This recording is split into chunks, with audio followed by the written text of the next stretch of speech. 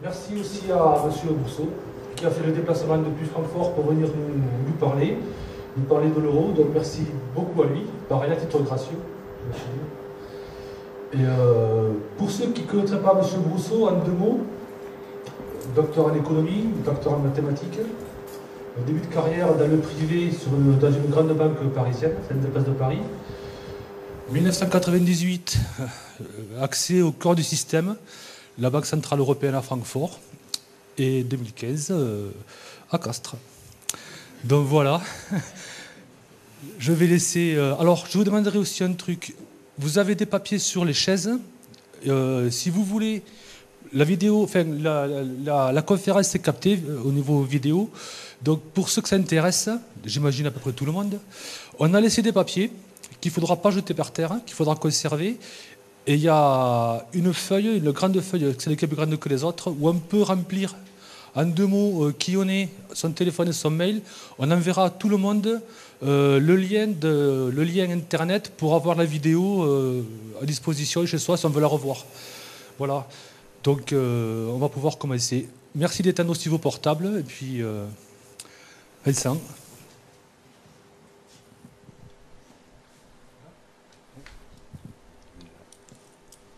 D'accord. Ben, merci à tous d'être venus assister à cette conférence donc, qui est en rodage. C'est la 4e fois que je la donne. Je l'ai présentée à Bayonne, à Annonay et à Valence les jours derniers. Et c'est une conférence donc, qui titre l'euro avant, pendant et après. C'est-à-dire que nous pensons qu'il va y avoir un après. Et pour vous permettre de mieux appréhender comment ça pourrait se passer et qu'est-ce qui fait que la chose est possible, je serai obligé, mais pas depuis le début de la conférence, plutôt vers le milieu, de devenir un petit peu technique. Alors, comme on a déjà passé la conférence 3 fois, je sais à quel moment les gens trouvent que ça devient technique. Et j'essaierai de faire au mieux pour être le plus pédagogique possible. Toutefois, au départ, nous allons surtout regarder comment toute cette chose s'est mise en place. Et ça, c'est pas excessivement technique ni même financier. Donc, on y va. Mais tout d'abord, un mot de présentation sur notre parti, donc l'UPR, pour ceux qui ne connaissent pas, qui a été créé il y a 8 ans. Pour le 50e anniversaire du traité de Rome, ce qui est un petit peu ironique. Et il a été créé par François Asselineau, dont vous avez certainement tous entendu parler. Alors Asselineau est le président et le fondateur du parti. De métier, c'est un inspecteur général des finances. Donc, vous savez, ce sont ces énarques qui sortent tout au sommet de l'ENA, et c'est les meilleurs postes, donc c'est eux qui les obtiennent. Je ne l'ai pas mis sur le slide, mais je crois qu'il a été aussi major de HEC, enfin c'est une tête. Et il a fait un peu de politique comme membre des cabinets ministériels. Il était à l'époque RPR. Donc RPR, c'est l'ancêtre de l'ancêtre des Républicains. C'est ce qu'il y avait avant l'UMP, qui soi-même est avant les Républicains. J'imagine que quand Asselineau y était, c'était pas tout à fait comme aujourd'hui, mais enfin aujourd'hui, de toute façon, l'individu Asselineau a fait un parti qui n'est ni gauche ni droite et qui ne reprend pas les problématiques ou les points de vue ou les positions de son ancien parti RPR. Parce que ce qu'il a en tête est de restaurer la souveraineté nationale dont il estime, et moi avec lui, qu'elle est fort aventurée. Et pour ce faire, il convient de s'adresser à tous les Français, qu'ils soient de sensibilité de gauche ou de droite, laïcards ou religieuses, royalistes, tout ce que vous voulez, parce que ce qui est en jeu est finalement ce qui nous est commun à tous. Et donc, l'UPR est un parti qui, par vocation, est transitoire. C'est-à-dire qu'il a vocation à mettre en place le processus par lequel nous allons recouvrer la souveraineté de notre pays, mais ensuite, ce sera aux Français de recommencer à se disputer pour savoir comment ils veulent être gouvernés, mais ils se disputeront entre eux. Et ils feront leur choix entre eux. Donc ça, c'est l'UPR. Ici, vous avez deux petits graphes. Alors, celui de droite est un zoom de celui de gauche, et vous faites attention que celui de droite ne commence pas à 0. Est-ce que vous les voyez bien? Non. Vous les voyez pas bien? J'espère que... Oui, en effet, c'est pas génial. Donc, je vous les commente rapidement. Celui de gauche vous montre la progression du nombre d'adhérents depuis 2007. Vous voyez, c'est une progression un petit peu convexe, enfin plus que linéaire. Et celui de droite vous montre le détail, mais alors évidemment, vu la qualité de l'affichage, c'est pas très intéressant. Enfin, vous voyez que ça monte et que ça monte de plus en plus vite. C'est en somme ce qu'il faut en retenir. On est actuellement un petit peu en dessous de 8000 adhérents. Alors pour fixer les idées, 8000 adhérents, je crois que Europe Écologie Les Verts, c'est la moitié de ça. Et le nouveau parti anticapitaliste, NPA, il est plus petit encore. Donc on est déjà plus ce que nos adversaires appelaient avant un micro-parti, puisqu'on a davantage d'adhérents que des partis qui sont médiatisés. Nous-mêmes ne sommes pas cependant encore médiatisés. On a des difficultés à accéder aux médias. Moi-même, je suis passé à la télévision une fois. Ça a duré 4 minutes et c'était un petit peu avant minuit. Donc il n'y a pas eu une considérable audience. Et déjà ça, pour nous, c'était miraculeux. Alors que le NPA ou EELV ont moins de difficultés pour accéder au plateau ou pour se faire interviewer dans les grands médias papier. Enfin, on espère que ça va changer. Alors, rentrons un petit peu dans le vif du sujet. Ce dont je vais vous parler, c'est une catastrophe. Et cette catastrophe, il faut se demander comment elle a pu arriver. Pour répondre à cette question, je vais vouloir remonter assez en arrière dans l'histoire et aussi remonter assez profondément dans la chaîne des causes et des effets. Quelque chose d'assez rare qui s'est produit et ça vaut la peine d'être compris. Ça va m'obliger à rentrer dans la notion de grande puissance. Qu'est-ce qu'une grande puissance? Alors, en principe, tout le monde sait ce que c'est qu'une grande puissance. Si vous prenez un Vénitien du XVe siècle ou un Hollandais du XIIIe siècle, des gens éduqués, et vous leur demandez c'est quoi les grandes puissances de votre pays, de votre époque plutôt, il saura quoi vous dire. Il vous dira oui, les grandes puissances c'est l'Empire ottoman, c'est Venise, c'est machin. Mais bien que tout le monde sache ce que c'est un petit peu difficile à quantifier objectivement. C'est-à-dire comment est-ce qu'on peut trouver des indicateurs qui permettent de mesurer et de déterminer si un pays donné, à une époque donnée, est ce qu'on appelle une grande puissance ou pas. Alors, pour ce faire, on peut recourir à deux sortes de mesures. Et la première catégorie de ces mesures, c'est très précis, mais c'est très spécifique. Alors, vous avez par exemple les indicateurs de type militaire. Si vous comptez le nombre de soldats d'une armée, c'est assez peu ambigu. Vous n'avez qu'à les compter, vous savez combien il y en a. Aujourd'hui, à notre époque, il y a d'autres trucs qui peuvent être importants de la même nature, donc le spatial, le nucléaire, d'autres technologies, pas forcément militaires d'ailleurs, pour lesquelles vous pouvez compter les choses. Et ça donne un résultat qui n'est pas du tout ambigu et qui produit un certain classement.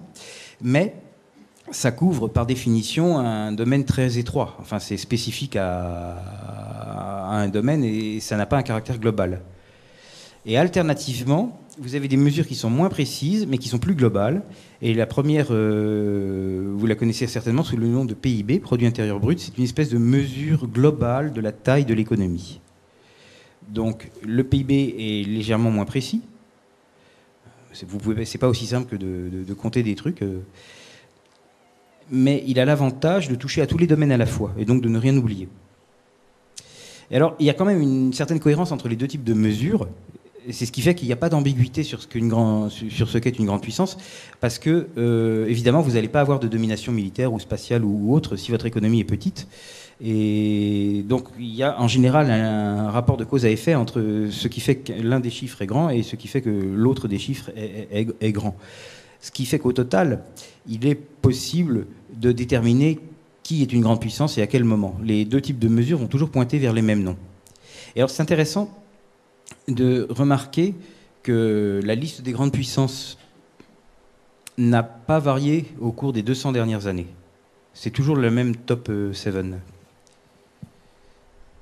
Naturellement, si on monte plus en avant plus en arrière dans le passé, elle va changer. On peut remonter comme ça jusqu'à l'Empire romain. Et bien sûr, la liste des grandes puissances n'est pas constante au cours de l'histoire, mais sur les 2 derniers siècles, elle l'est plus ou moins. On a toujours les mêmes noms, qui sont les noms de 7 pays, et qui sont faciles à repérer, parce qu'il y en a 5 qui sont caractérisés par le fait qu'ils ont un rôle spécial à l'ONU, et que, par ailleurs, c'est les puissances nucléaires officielles. Donc ces 5 pays sont, comme vous le savez sûrement, l'Amérique, l'Angleterre, la France, la Russie et la Chine.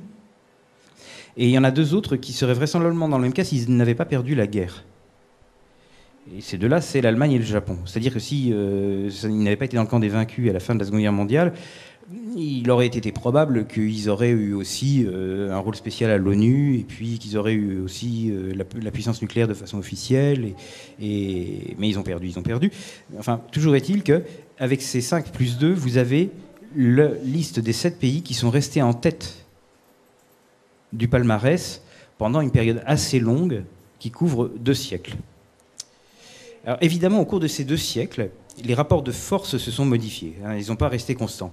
La première chose, et c'est une sur laquelle nous allons beaucoup insister, c'est l'accession des États-Unis à un rôle spécial qui s'appelle le rôle d'hégémon. Hégémon, ça veut dire quelqu'un qui exerce l'hégémonie. C'est en quelque sorte la grande puissance des grandes puissances. Enfin, c'est la catégorie au-dessus. Et une autre chose qu'il faut noter au cours de ces 2 siècles, c'est qu'il y a eu de grandes variations de l'importance relative de 4 autres, qui étaient l'Allemagne, la Russie, la Chine et le Japon, parce que si vous regardez l'histoire du 19e et du 20e siècle, eh bien, leur poids relatif, leur importance politique, leur prétention à l'hégémonie mondiale ont monté et descendu, souvent de façon assez drastique, et ne sont pas restés constants. Enfin, il n'en reste pas moins que ils ont toujours fait le sommet de la liste. Alors ici, ce slide vous rappelle aussi qu'il y a un lien aujourd'hui entre le fait d'être une grande puissance et l'axe, la direction plus particulière de ce qui est la domination scientifique et technique. Donc parmi les 7 que nous avons vus, 6 d'entre eux ont été considérés à un moment ou à un autre des 200 années qu'on regarde comme le pôle scientifique du monde entier, dans un domaine ou dans un autre. Le 7e à qui ça n'est jamais arrivé, ça ne devrait pas tarder à lui arriver aussi, puisque c'est la Chine. Chacun de ces pays, chacun des 7, est aujourd'hui considéré comme scientifiquement avancé. Et après, je fais remarquer que le classement peut dépendre aussi du domaine, parce que dans la science et dans la technique, vous avez quand même des sous-catégories et des sous-sous-catégories, et tout le monde n'est pas en tête au même moment, au même endroit, sur le même sous-domaine. Et alors, il y a une relation entre ce qui est scientifique et ce qui est technique, d'une part, et les autres indicateurs qu'on a vus avant, parce que, bien évidemment, le fait d'avoir l'avance scientifique et technique va aider votre économie, va aider votre puissance militaire, et inversement, si vous êtes en avance du point de vue économique militaire, ça va vous permettre de capter de la technologie ou de l'acquis scientifique. Ce qui fait que cette dimension scientifique, maintenant, est très importante. Alors, si on avait remonté jusqu'à l'Empire romain, elle n'aurait pas été importante, hein, parce que à l'époque de l'Empire romain, la technologie, et la science, c'était pas très, très avancé, mais maintenant, ça fait la différence. Alors, examinons de façon un petit peu plus précise. J'ai 7 courbes, en principe, qui chacune a une couleur. Chaque couleur, c'est un des 7. Par exemple, le jaune pâle, ça correspond au Japon. Notez qu'il est au sommet vers le milieu. Et ce que représente le graphe, c'est la proportion du PIB du pays en proportion du PIB de la planète tout entière. Donc au total, ça ne peut pas aller plus haut que 100%. Et vous voyez que celui qui est le plus gros, donc l'Amérique, se balade au début du graphe vers les 30% et à la fin vers les 25%. Donc c'est ici. Et le Japon a une évolution plus contrastée, puisqu'il commence au début du graphe, qui est vers les années 70, à être aux alentours de 10%, donc le 10e de la planète, et il monte jusqu'à presque 20%, mais pas tout à fait, au début des années 90, pour après redescendre. Ça, c'est le Japon. Et on va s'intéresser plus particulièrement à 4 d'entre eux, c'est-à-dire qu'on va éliminer la Chine, le Japon et l'Amérique pour voir un petit peu qu'est-ce qui arrive aux 4 Européens, qui sont donc l'Allemagne, la France, l'Angleterre et la Russie. Est-ce que ça, c'est visible ? Oui, c'est plus visible quand même. Bon. Alors là, vous avez vos 4 couleurs. Vert, c'est la Russie. Rouge, c'est l'Angleterre. Bleu, c'est la France. Ne me demandez pas pourquoi la France est toujours en bleu dans les graphiques. C'est une sorte de constante. Et noir, c'est l'Allemagne. Alors, une fois qu'on a vu ces graphiques, on va pouvoir faire des commentaires à leur sujet. Alors, le premier commentaire qui saute aux yeux, c'est qu'il y a un déclin général de la proportion des 7 grands. Alors, ce déclin général s'explique assez facilement par le fait que vous avez maintenant des puissances émergentes, le Brésil, l'Inde, je ne sais pas quoi encore, qui petit à petit cessent d'être des pays en voie de développement pour devenir des pays développés. Et évidemment, le poids qu'ils ont sur la planète augmente, ce qui fait que les 7 dont nous parlions voient leur proportion totale diminuer. Mais néanmoins, il y a une stabilité des ordres de grandeur. C'est-à-dire que si vous suivez la proportion d'un pays au cours des 45 années qui sont dans le graphe, il n'y a pas des changements gigantesques du genre de 1 à 10 ou de 10 à 100. Et vous avez une stabilité des ordres de grandeur. Et si on se concentre un petit peu maintenant sur les 4 qui sont en Europe, la France, l'Angleterre, l'Allemagne, la Russie, on peut faire des commentaires plus spécifiques. Et le premier qui vient à l'esprit, c'est que le déclin n'est pas irrémédiable. Il est possible de remonter la pente. Sur les 4 que vous avez là, vous en voyez un qui remonte, après avoir pas mal baissé, tandis que les 3 autres baissent désespérément. Alors celui qui remonte, c'est la Russie. Et la caractéristique qu'elle a, et que n'ont pas les 3 autres, c'est quoi ? En fait, c'est qu'elle est autonome en matière de décision. Elle fait ce qu'elle veut. Tandis que les 3 autres sont des vassaux. Et ne sont plus maîtres de leurs décisions, ne font plus leurs lois eux-mêmes, et par conséquent ne peuvent pas amorcer un mouvement de redressement. Et c'est dommage, parce que si vous regardez bien le graphique, je vais vous le remettre en grand. Donc en reculant de 2 cases, comment je fais ? Toc, comme ça. Si vous regardez, imaginez que ce qui est arrivé au vert russe soit arrivé au bleu français, regardez où on en serait. Faites l'extrapolation. Aujourd'hui, si on avait eu notre autonomie de décision, et puis naturellement qu'on avait agi sagement, eh bien, on aurait pu redresser la pente à un tel point qu'on serait devant l'Allemagne et pas loin derrière le Japon. Ça n'aurait pas été impossible. Si les Russes l'ont fait, pourquoi pas nous ? Donc c'est là qu'on peut commencer à regretter qu'on n'ait pas été nos propres patrons. En fait, je discutais hier avec une militante qui me disait, mais moi je suis en France depuis très longtemps et ça fait 20 ans que je vois les Français décliner, dans le sens où ils sont de moins en moins contents, de moins en moins enthousiastes, de moins en moins actifs, de plus en plus bougons, et ainsi de suite. Et bon, bah, c'est ce que vous voyez sur ce graphique. Il y a une baisse de plus en plus inexorable qui est due et aussi il y a le sentiment d'incapacité, d'impuissance qu'on a, qui est dû au fait qu'on sait qu'on ne peut pas changer les choses. Et vous voyez que ce n'était pas obligé, puisque au moins un autre pays a réussi, lui, à remonter sa pente. Si on parlait avec des Russes, et qu'on était en Russie depuis 20 ans, on aurait eu un son de cloche tout à fait différent. Donc c'est très important d'avoir son autonomie de décision, et nous n'avons pas notre autonomie de décision. Alors comment ça se fait ? Ben, ça se fait que... Voilà. Ça se fait que l'un des 7 a accédé à la puissance de manière trop rapide.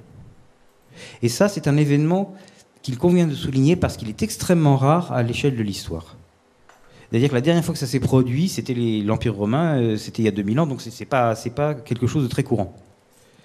Il s'est produit que les États-Unis ont accédé d'une manière inhabituellement rapide à l'état de première puissance du monde, ou d'hégémon, et qu'ils ont eu, ce qui était presque inévitable, la psychologie humaine étant ce qu'elle est, un comportement de prédateur vis-à-vis des autres. Alors, quelle est la chronologie ? Déjà, en 1900, c'était la belle époque, l'Europe n'avait pas encore pris conscience du fait qu'elle allait être surpassée, mais on savait déjà que l'Amérique était la première économie du monde. C'était quelque chose qui était connu des gens. Après 1914, enfin, je veux dire par là, après la Première Guerre mondiale, l'Amérique commence à être perçue non seulement comme une grande économie, mais comme aussi la première puissance du monde. Après la Seconde Guerre mondiale, vous le savez, elle est l'une des 2 superpuissances, hein, puisque nous entamons la phase de la guerre froide, où il y a deux superpuissances qui se font face. Et après la défaite de l'autre superpuissance, donc après 1991, elle devient la seule et unique superpuissance. Alors le petit graphique que vous voyez pas bien là, mais que je l'ai testé avant, vous devriez voir quelque chose quand même quand je vais le lancer, va illustrer ce qui s'est passé. Vous voyez un rectangle bleu là, une espèce de rectangle bleu pâle. Ça va être un graphique avec en échelle horizontale, c'est la population des pays. En échelle verticale, c'est le PIB des pays.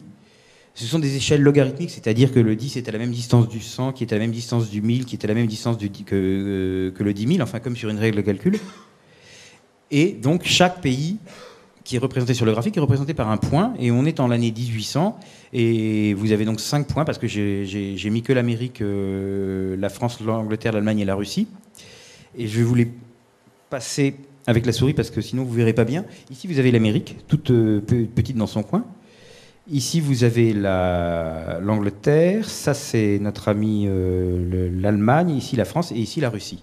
Donc à l'époque de Napoléon, la France est encore, au sens quantitatif du terme, la plus grande puissance du monde. Mais ça ne va pas durer. Parce que je vais lancer l'animation et alors vous allez voir les points bouger. Alors naturellement, comme il y a un développement, vous allez voir aussi bien le PIB augmenter que la population augmenter, c'est-à-dire que les 5 petits points de couleur vont se déplacer du coin sud-est où ils sont maintenant vers le coin nord-est où ils vont arriver. La différence, c'est que vous allez voir que bien qu'ils fassent tous les 5 le même mouvement, il y en a un des 5 qui fait ce mouvement 3 fois plus vite que les autres. Donc voyons si la gentille animation veut bien se lancer. Il me semble que oui. Et là, vous allez voir donc des trajectoires qui vont lentement passer du coin sud-est au coin nord... non, du coin sud-ouest au coin nord-est. Et vous en voyez une qui grimpe plus vite. Et cette une qui grimpe plus vite, c'est les États-Unis, qui, au fur et à mesure que les années passent devant tout le monde. Est-ce que vous la voyez, l'animation ? Et donc, vous voyez ce qui se passe. C'est un effet cumulatif. D'une année à une autre, le changement n'est pas très, très probant, mais quand vous l'avez fait jouer sur 200 ans, la situation du monde a été complètement modifiée. Je vais essayer de voir si le PowerPoint veut bien nous le repasser. Ce serait gentil à lui. Donc, si vous regardez plus finement, vous allez voir pour les 4 autres des événements du genre la crise de 29 ou les guerres mondiales ou la révolution russe qui provoquent des secousses. Là, par exemple, nous arrivons à 1900. Les États-Unis ont déjà dépassé tout le monde, comme je l'avais dit. Vous voyez qu'ils font la course en tête. Et maintenant, nous avons fini la guerre froide. Ils sont très en avance sur l'ensemble de leurs concurrents. Et en 2013, où la vidéo s'arrête, l'écart s'est creusé de telle sorte qu'il n'y a plus d'égalité possible entre les différentes grandes puissances. Bon, bien entendu, si j'avais mis ma Chine et mon Japon sur ce graphique, ça aurait été plus illisible, mais le principe aurait été le même. Vous auriez eu cet effet de dépassement. Alors, cette accession à l'hégémonie des États-Unis a eu évidemment des répercussions sur la psychologie des Américains. Comme c'était je le rappelle, un événement très rare, et qu'en plus il est plutôt flatteur quand on est soi-même américain, ça a créé chez eux des concepts dont les plus connus sont celui de manifeste destinée et de camp du bien. Alors le manifeste destinée, qui veut dire destinée manifeste, est une idée américaine qui a été inventée pour soutenir le patriotisme américain lors d'une guerre qu'ils ont fait avec le Mexique au milieu du 19e siècle, guerre qu'ils ont d'ailleurs gagnée.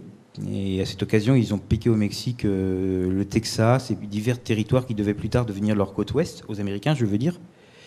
Et la manifeste destinée, ça voulait dire, enfin c'était leur point de vue, ils l'expliquaient ainsi, que leur pays en particulier avait la destinée manifeste de diriger le monde parce que, après je ne sais pas comment ils peuvent justifier ça, mais c'était ça quoi. Leur destinée était manifestement celle de régner sur le monde, et c'est ça que ça veut dire manifeste destinée. Donc là, on est vers 1850 à peu près. Et la version plus moderne de cette expression, c'est ce qu'on appelle le camp du bien, qui, elle, est apparue vers les années 2000. Donc c'était déjà après la fin de la guerre froide. C'était au moment où il commençait à à se batailler avec des pays genre Irak, Afghanistan. Le camp du bien, c'est pareil. Alors c'est un camp qui par construction est construit autour des États-Unis et qui représente le bien, sachant que tous ceux qui s'y opposent, c'est forcément des mauvais. Donc c'est une vision très morale de la chose. Mais c'est deux expressions d'une même idée. Hein. C'est simplement que les deux phrases ne datent pas de la même époque, mais c'est quelque chose de commun. Alors, l'affichage étant ce qu'il est, je vais moi vous lire les petites choses à côté. Mais d'abord, oui, sur la stratégie. Alors, la stratégie des États-Unis pour accéder à cette hégémonie se trouve avoir des caractères constants qui ne changent jamais. Et qui sont, premièrement, acquérir la prééminence dans un cercle de plus en plus grand, c'est-à-dire d'abord sur les voisins immédiats, ensuite sur les alliés d'une zone plus étendue, enfin sur la planète entière. Et j'ai trouvé ici un rapport d'un think tank américain qui s'adresse à des Américains, donc qui n'est pas de la propagande qui s'adresse à nous, qui décrit exactement ça. Donc il s'agit du Council of Foreign Relations, qui était un think tank en principe apolitique, mais qui est un conseiller du gouvernement des États-Unis pour tout ce qui est des histoires de politique extérieure, de relations internationales. Et ils ont pondu un rapport dont le thème central était la Chine, qui date du mois de mars. Et dessus, il y a des phrases qu'il va falloir que j'arrive à lire moi-même. Ah oui.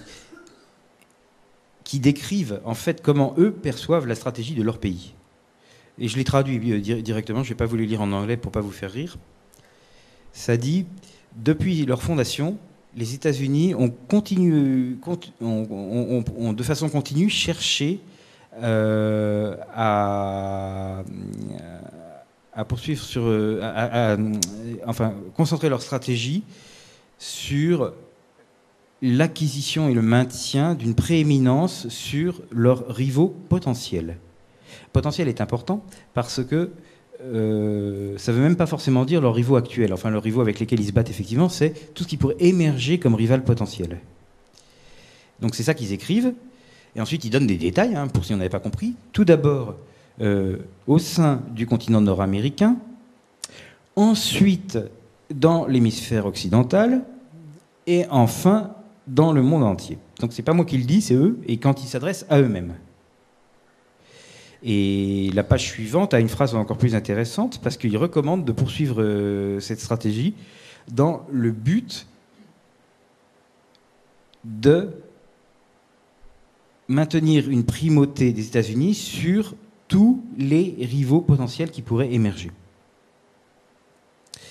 Donc, le moins que l'on puisse dire, c'est que ça ne manque pas de clarté. Ils disent très précisément ce qu'ils veulent faire. Alors, ils ne nous le disent pas à nous, mais comme c'est des documents publics, on peut les lire. Et ce qu'on aurait pu deviner soi-même en regardant l'histoire de ces 200 dernières années est en fait tout à fait confirmé par leur propre analyse de leur propre stratégie. Ce slide ici vous rappelle quelques petits détails sur l'aspect purement militaire de la domination américaine. Alors, il est bien connu que l'armée américaine occupe aujourd'hui le premier rang. Ce qui est un petit peu moins bien connu, c'est la taille du budget militaire américain. Imaginez-vous que ce budget est supérieur à celui de tous ses concurrents réunis. C'est ce qui apparaît en jaune dans le tableau. Donc, si vous additionnez les budgets militaires de tous les pays du monde, ou alors simplement des 6 pays que nous avons considérés avant, vous observez que le budget militaire américain les dépasse. Alors, il faut, bien entendu, quand on arrive à ce genre de disproportion, l'argument de « je fais ça pour me défendre » ne tient plus. C'est très largement exagéré pour les besoins simplement de se défendre. On n'a pas besoin d'être supérieur au reste de la planète réunie pour assurer sa propre indépendance. Je dois cependant préciser que le classement en question ne tient pas compte du nucléaire militaire qui change un petit peu la donne, puisque en ce qui concerne le nucléaire militaire, il y a une parité entre les États-Unis et la Russie. Et par ailleurs, aucun des autres pays du monde n'arrive à la cheville de ces deux premiers. Donc, si on prend en compte si on prend en compte le nucléaire militaire, à ce moment-là, la prééminence américaine n'est plus totale. Mais c'est la seule chose qu'on puisse dire. Pour le reste, elle est écrasante. Alors, l'hégémon américain a eu des tactiques. Des tactiques pour implémenter cette stratégie qui est donc de rendre inoffensifs tous les rivaux potentiels dans un cercle de plus en plus grand. Alors, sur le Japon, il n'y a pas grand-chose à dire parce que, comme vous le savez, le Japon est sous occupation militaire depuis 1945 et en plus, les partis de gouvernement du Japon sont noyautés par les États-Unis, ce qui fait que, en fait, les Japonais ne sont plus un rival possible. Alors qu'est-ce qu'il reste ? Il reste la Chine et la Russie d'une part, et les puissances européennes d'autre part. S'agissant de la Chine et de la Russie, l'hégémon américain utilise des tactiques qui sont très classiques et qu'il n'a pas inventées, qui sont vieilles comme le monde. Donc il ceinture l'adversaire avec des bases militaires, avec des petits États vassaux. Et un truc qui est peut-être un petit peu plus novateur, c'est qu'il maintient ses adversaires dans des rôles subalternes en ce qui concerne le système financier. Alors ça, c'est effectivement, ça n'avait pas de contrepartie dans l'ancien temps. C'est quelque chose d'un peu neuf. Mais le reste, entourer l'adversaire avec des bases militaires et des ceintures de petits États vassaux, ça existait dans l'Antiquité. Alors c'est ce que font les Américains aujourd'hui en ce qui concerne la Chine et la Russie. Je ne vous énumère pas les pays, mais vous savez qu'ils ont tendance un petit peu à renverser des régimes et à mettre des États à leur dévotion aux alentours de la Chine et de la Russie, donc dans le but de les contenir. Et de même, chaque fois qu'ils le peuvent, ils installent des bases militaires, soit dans le cadre de l'OTAN, soit directement américaines. Alors dans le cadre de l'OTAN, ça va être par exemple pour les États baltes. Dans le cadre purement américain, c'est ce qu'ils ont à Taïwan, à Formose, et ce qu'ils essayent de faire au Vietnam. Donc sur la Chine et sur la Russie, leur action est assez simple et facile à comprendre. En revanche, en ce qui concerne les puissances européennes, ils ont utilisé une tactique beaucoup plus créative et qui, je crois, n'avait pas été essayée par quiconque dans le passé. Ils ont pensé à procéder au démantèlement des États-nations. Le démantèlement des États-nations, effectivement, si ça marche, vous êtes assuré que l'État-nation qui n'existe plus en tant qu'État-nation ne sera jamais un rival. C'est une méthode absolument garantie, mais elle est très novatrice. Et pour ce faire, ils encouragent, voire contraignent, des transferts de souveraineté des États-nations qui ciblent vers des organismes contrôlables. C'est même pas essentiel que ces organismes soient contrôlables. Le plus important, c'est que la souveraineté soit transférée en dehors de l'État-nation, car c'est ça qui provoque l'affaiblissement irrémédiable et qui empêche le compétiteur potentiel de devenir jamais un compétiteur réel. Alors, pour obtenir ces transferts de souveraineté, il y a naturellement 3 organismes internationaux qui sautent à l'esprit. Vous avez l'Union européenne, grâce à laquelle une très grande part de la souveraineté française est extraite de la France.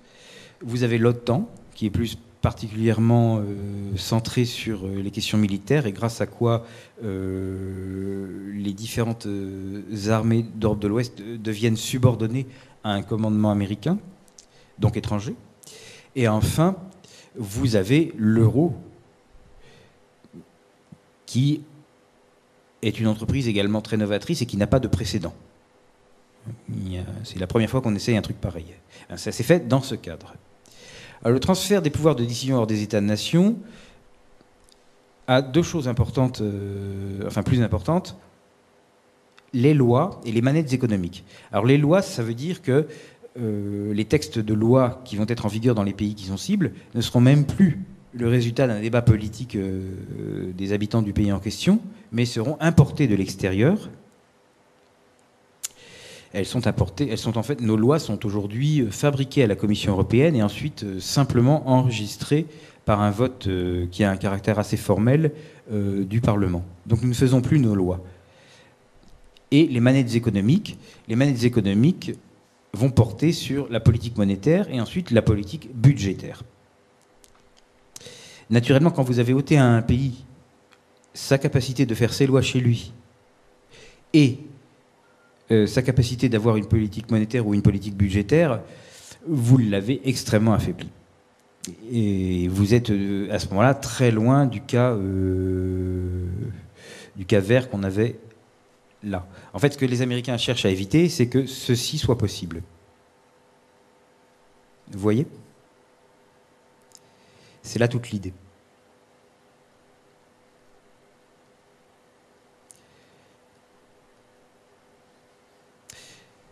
Donc, outre le transfert des pouvoirs de décision hors des États-nations, il faut aussi procéder à quelque chose d'autre qui s'appelle la destruction de la résilience. La résilience, c'est la résistance. Alors, on va détruire la résilience des cibles en démantelant leur patrimoine étatique, c'est-à-dire en faisant en sorte que ce que l'État possédait, soit de matériel, soit d'intellectuel, lui soit enlevé par des privatisations, par des dissolutions. Par exemple, vous pouvez intégrer le CNRS, qui est un truc immatériel, à des organismes de recherche de plus en plus externes, de manière à ce que le CNRS ne soit plus que la facette locale de quelque chose qui n'est plus français du tout. Mais vous pouvez aussi faire en sorte que l'État soit contraint de vendre les châteaux qu'il possédait ou les œuvres d'art qu'il possédait. C'est le même principe qui est le démantèlement du patrimoine étatique, où vous pouvez faire en sorte que s'ils construisaient des Airbus, après ils soient obligés de les construire non plus tout seuls, mais avec d'autres, et ainsi le contrôle lui échappe. Pareil pour tous les domaines qui ont été un jour un fleuron industriel ou un autre de la France. Ça, c'est le démantèlement du patrimoine étatique. À côté du démantèlement du patrimoine étatique, vous avez un truc qui s'appelle l'abrasion des spécificités nationales. Alors ça, c'est... Vous avez des pays qui ont certaines habitudes comportementales, je sais pas, par exemple, ils aiment bien grouper leur territoire par département. Ils ont l'habitude de fonctionner comme ça. L'habitude administrative, c'est l'habitude aussi pour les administrés. Enfin, c'est comme c'est ce sur quoi ils sont réglés. Et vous faites disparaître ça. C'est une spécificité nationale qui n'existe pas ailleurs. Donc vous dites, il n'y en aura plus. Vous aurez simplement un truc qui sera commun à tout le monde. Et de cette façon, vous désancrez le pays sur un truc qui possédait. Vous dissolvez lentement sa personnalité. Donc l'abrasion des spécificités nationales ne marche pas que sur la France. Dans le cas de la France, j'ai pris l'exemple du découpage territorial, parce que là, il y avait une spécificité française, mais tout pays peut avoir une spécificité nationale qui ensuite est abrasée au prétexte de ce qu'on appelle l'harmonisation européenne. Ça consiste à dire, vous faisiez comme ceci avant, sur cette chose-là, mais vous êtes dans l'Europe maintenant, donc il faut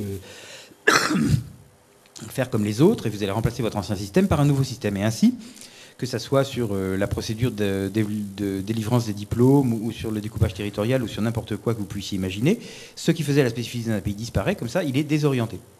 Donc l'abrasion des spécificités nationales agit comme un complémentaire du démantèlement du patrimoine étatique. Et enfin, et bien entendu, il y a l'abrasion des autonomies militaires. Alors ça, c'est tellement évident que j'en parle guère. En gros, vous faites en sorte que les forces armées du pays cible obéissent à un commandement qui n'est plus national. Et je pense que celui-là, on n'a pas besoin de le commenter de manière exagérée. Alors là, voyons ce que nous fait l'affichage. Bon, vous avez une photo de Jean Monnet. Sur cette photo de Jean Monnet, il y a des petits caractères blancs que vous ne pouvez pas lire, alors je vais vous les lire. Et ces petits caractères blancs qui apparaissent sur la photo de Jean Monnet sont un texte qui a été écrit par Jean Monnet lorsqu'il s'adressait à un Américain qui s'appelait Harry Hopkins en 1943. Et ce Harry Hopkins n'était pas n'importe qui, parce que c'était le conseiller du président américain Roosevelt pour la politique étrangère. En fait, ce monsieur Monnet était un employé de monsieur Hopkins. Et ce monsieur Monnet écrit, donc nous sommes en 1943, à monsieur Hopkins: il faut se résoudre à conclure que l'entente est impossible avec De Gaulle virgule, qu'il est un ennemi du peuple français et de ses libertés, virgule, qu'il est un ennemi de la construction européenne, 1943, et qu'en conséquence, il doit être détruit dans l'intérêt des Français. Oui, évidemment, dans l'intérêt des Français. Alors, il y a deux choses à noter. La première chose, c'est qu'on parle déjà de construction européenne. La Seconde Guerre mondiale n'est pas finie, que vous constatez dans cette conversation entre Monet et son employeur, que la construction européenne est déjà sur les rails. Alors, ça n'a rien de surprenant si vous vous rappelez les transparents que je viens de vous passer, dans lesquels vous voyez l'Amérique grandir très vite, avoir une volonté de puissance, choisir pour cette volonté de puissance une stratégie particulière, laquelle implique le transfert de souveraineté en dehors des États cibles. Et rien que sur cette base-là, vous pouviez déduire que ça existait, mais si vous l'aviez déduit, on ne vous aurait pas cru. Et pourtant, c'était vrai, puisque ce texte de Monet est dans une note qui a été déclassifiée vers 1998. Donc vous savez que les documents un peu confidentiels de l'administration américaine ne sont pas immédiatement déclassifiés. On attend des 50 ans et quelques pour les montrer au public, mais enfin, tôt ou tard, ils finissent par être déclassifiés. Et donc en 98, ce texte-là est sorti. Et vous voyez donc Monet qui dit tout simplement, eh ben, on ne peut pas s'entendre avec De Gaulle parce que c'est un ennemi de la construction européenne. C'était ce qui était bien vu en 1943. C'est facile de dire en 1960 que De Gaulle est un ennemi de la construction européenne, mais en 1943, c'était peut-être pas si évident. Parce qu'à l'époque, De Gaulle, c'était pas un type très connu. On ne savait pas qu'il allait devenir chef d'État. En 1943, on ne pouvait pas deviner.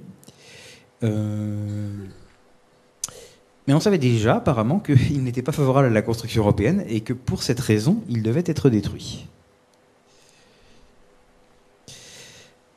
Alors, puisqu'on en est à regarder des notes déclassifiées des Américains, on va tout de suite sauter à l'année 1965, où là, vous avez une réunion qui a été tenue le 11 juin au département d'État entre 6 personnes. Et l'une de ces 6, c'était le Français Robert Marjolin, qui était à l'époque ce qui serait aujourd'hui le vice-président de la Commission européenne. C'était un autre titre, je ne sais plus lequel, mais c'est en gros ce qu'il était. Et alors, qu'est-ce que Robert Marjolin explique à ses interlocuteurs américains au département d'État en 1965 ? Il leur explique la chose suivante, qu'il souhaite circonvenir la volonté des États et des peuples européens. Sympa, quand on pense qu'il était finalement payé par les États et les peuples européens, en leur imposant de façon subreptice une union monétaire, 65, laquelle n'est pas envisageable dans l'immédiat compte tenu des résistances qu'elle provoquerait. Alors effectivement, si vous aviez demandé aux Français en 1965, est-ce que ça vous dirait de faire une union monétaire avec les autres pays de l'Europe ? 65, moi j'avais 4 ans. Je ne sais pas, la plupart d'entre vous n'étiez même pas nés. Vraisemblablement, les Français auraient dit « mais c'est une idée stupide, comment en venez-vous là ?» Il y aurait eu plus que des résistances. Cependant, nous voyons, sur cette note déclassifiée, qui elle a été déclassifiée à l'été 2000, que le projet était déjà dans les cartons. La date officielle de naissance de l'euro, c'est 4 janvier 1999. Et c'était planifié en 65. Faites la différence. Un tiers de siècle. Une génération. Ce scan provient de la note qui a été déclassifiée. Si vous pouviez le voir, vous ne pouvez pas, c'est dommage, vous pourriez remarquer à quel point c'est d'époque. C'est les machines à écrire qui existaient à cette époque-là, c'est pas du tout le traitement de texte de nos jours.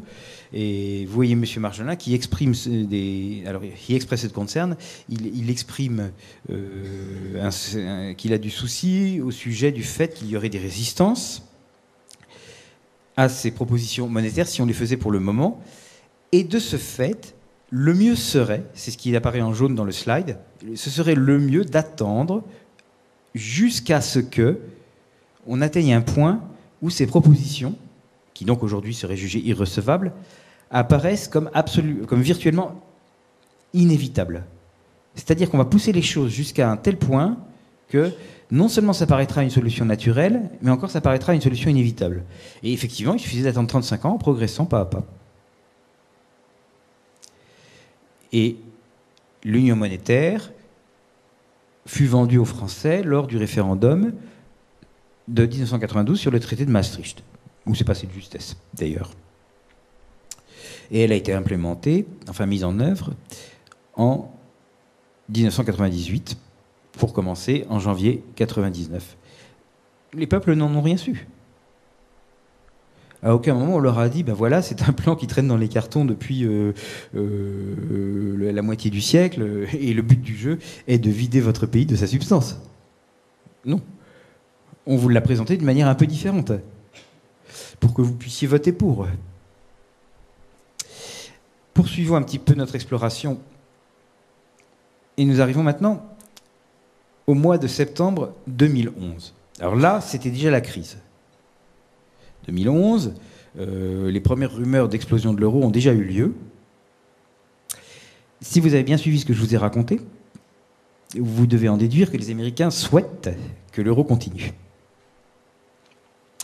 Or, en septembre 2011, vous avez un ministre des Finances américain qui s'appelle M. Geithner, et il s'invite de sa propre initiative, lui-même, tout seul, à un sommet des ministres des Finances qui se tient à Wrocław, le sommet de l'Union européenne. Et qu'est-ce qu'il fait là, l'invité, qui s'est invité tout seul? Il rappelle à l'ordre les Européens. Il dit aux Européens, vous ne faites pas assez d'efforts pour empêcher l'euro d'exploser. Je vous intime l'ordre de faire tout ce qui est en votre pouvoir pour l'empêcher. Alors, il y a quand même des choses remarquables. Les États-Unis ne font pas partie de l'Union européenne ni de la zone euro.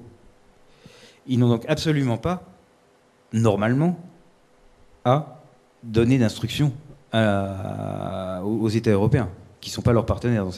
Deux, ça ne se fait pas de s'inviter. Je veux dire, si ça avait été le ministre, je sais pas, d'Afrique du Sud ou de l'Inde qui avait dit « Tiens, je vais venir à Wrocław, je vais m'inviter, puis je vais aller faire la leçon aux Européens », il aurait vraisemblablement été reçu d'une manière un peu plus discourtoise. Ce petit épisode est très révélateur. Il est à la fois révélateur de l'état de sujétion qui existe déjà à ce moment-là entre le suzerain américain et les vassaux européens, et aussi de l'intérêt du suzerain américain. Le suzerain américain désire que l'euro ne se défasse pas. Alors Geithner va devoir récidiver, parce que la crise ne s'améliore pas. Et en juillet 2012, il s'invite carrément cette fois-ci pendant les vacances de son homologue allemand. Donc son homologue allemand, c'est M. Schäuble, vous savez, vous le connaissez, c'est celui qui est en chaise roulante, et tous les étés, il va dans une résidence balnéaire qu'il aime bien, sur la mer du Nord, où il prend des vacances, qu'il estime bien méritées, et Geithner va le voir pendant ses vacances. Et pourquoi faire? Pour le rappeler à l'ordre. Donc là, le texte qui est en regard est une coupure de journal en langue allemande qui explique que les Américains trouvent que Schäuble n'en fait pas assez pour sauver l'avenir de la zone euro. Le premier est un extrait de la Tribune ou des Échos, le deuxième est un extrait d'un journal allemand, et le troisième, j'ai oublié mais c'est en anglais. Ah, c'est un Américain qui a écrit ça. Donc, le troisième nous révèle que dans un livre que Geithner publiera en 2014, il va révéler quel était alors l'état d'esprit de l'Allemand en 2012 quand il a été le visiter. Et il ne révèle pas moins que de dire que Schäuble lui a dit qu'il avait le plan, en 2012, en juillet 2012, de faire sortir la Grèce de la zone euro. Et donc Geithner lui a dit non, pas du tout, tu ne fais pas sortir la Grèce de la zone euro, je te l'interdis. Donc le but ultime de tout ça, évidemment, c'est de fabriquer une union politique de l'Europe. Là, la dissolution des États-nations sera complète. Et plus jamais, aucun État européen n'aura la moindre possibilité de se dresser, même dans un avenir trop lointain, contre le suzerain américain. Et ça achèvera de transformer les États-nations en coquilles vides. C'est-à-dire qu'elles auront peut-être encore une existence formelle, peut-être que sur les timbres-poste, vous verrez encore Poste française ou République française, mais ça n'aura plus de substance. Ça aura cessé de correspondre à quelque chose. Et alors, je voudrais souligner qu'il y a un point commun dans la stratégie du grignotage. C'est en fait ce qu'on appelle la méthode Monnet, qui donc a été inventée par Jean Monnet, ou en tout cas on la lui attribue. Et cette méthode, c'est que chaque étape est présentée comme rendant obligatoire l'étape suivante. Alors je vais vous donner des exemples pour que vous voyez bien comment ça marche. En fait, si vous avez une politique monétaire commune, pour qu'elle continue à marcher, il est nécessaire d'avoir, dit-on, une politique budgétaire commune. Si vous écoutez maintenant ce que vous racontent les ténors de l'UMP, du Parti socialiste, et ainsi d'ailleurs que les autorités européennes, Banque centrale européenne et autres, ils vont vous dire que l'union budgétaire est nécessaire. Transfert de pouvoir au niveau fiscal. Eh ben, c'est une simple réitération de l'étape d'avant ou une simple préfiguration de l'étape d'après. À chaque fois, l'étape qui est en cours est présentée comme rendant nécessaire l'étape qui vient après. Hein, rappelez-vous ce que je vous ai dit quand je vous ai cité celui de M. Marjolin. Marjolin, où est-il? Voilà, M. Marjolin. Il s'agit de faire en sorte qu'on atteigne le point où la décision que l'on souhaite voir adoptée soit devenue virtuellement inévitable. Donc là, il parlait de l'union monétaire. Donc il a fait une union économique, de laquelle on vous a dit en 92, mais pour que cette union économique fonctionne, il est tout à fait nécessaire que vous aviez une union monétaire. Faites le parallèle avec aujourd'hui, où les mêmes vous disent, mais pour que cette union monétaire fonctionne, il est tout à fait nécessaire que nous ayons une union budgétaire. Alors, l'union budgétaire, c'est une union dans laquelle les États ont été dessaisis du pouvoir de lever des impôts et du pouvoir de décider comment est dépensé l'argent de ces impôts. On commence à aller assez loin dans le transfert de souveraineté. Et après, bien entendu, l'étape suivante, ça sera, pour que cette union budgétaire fonctionne, il est nécessaire d'arriver à quoi? À l'union politique.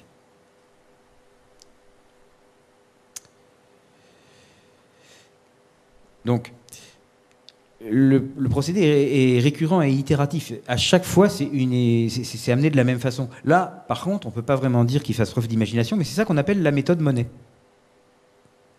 Vous atteignez un point A qui rend obligatoire le point B. Vous faites valoir au bon peuple que le point B est rendu nécessaire pour maintenir le point A.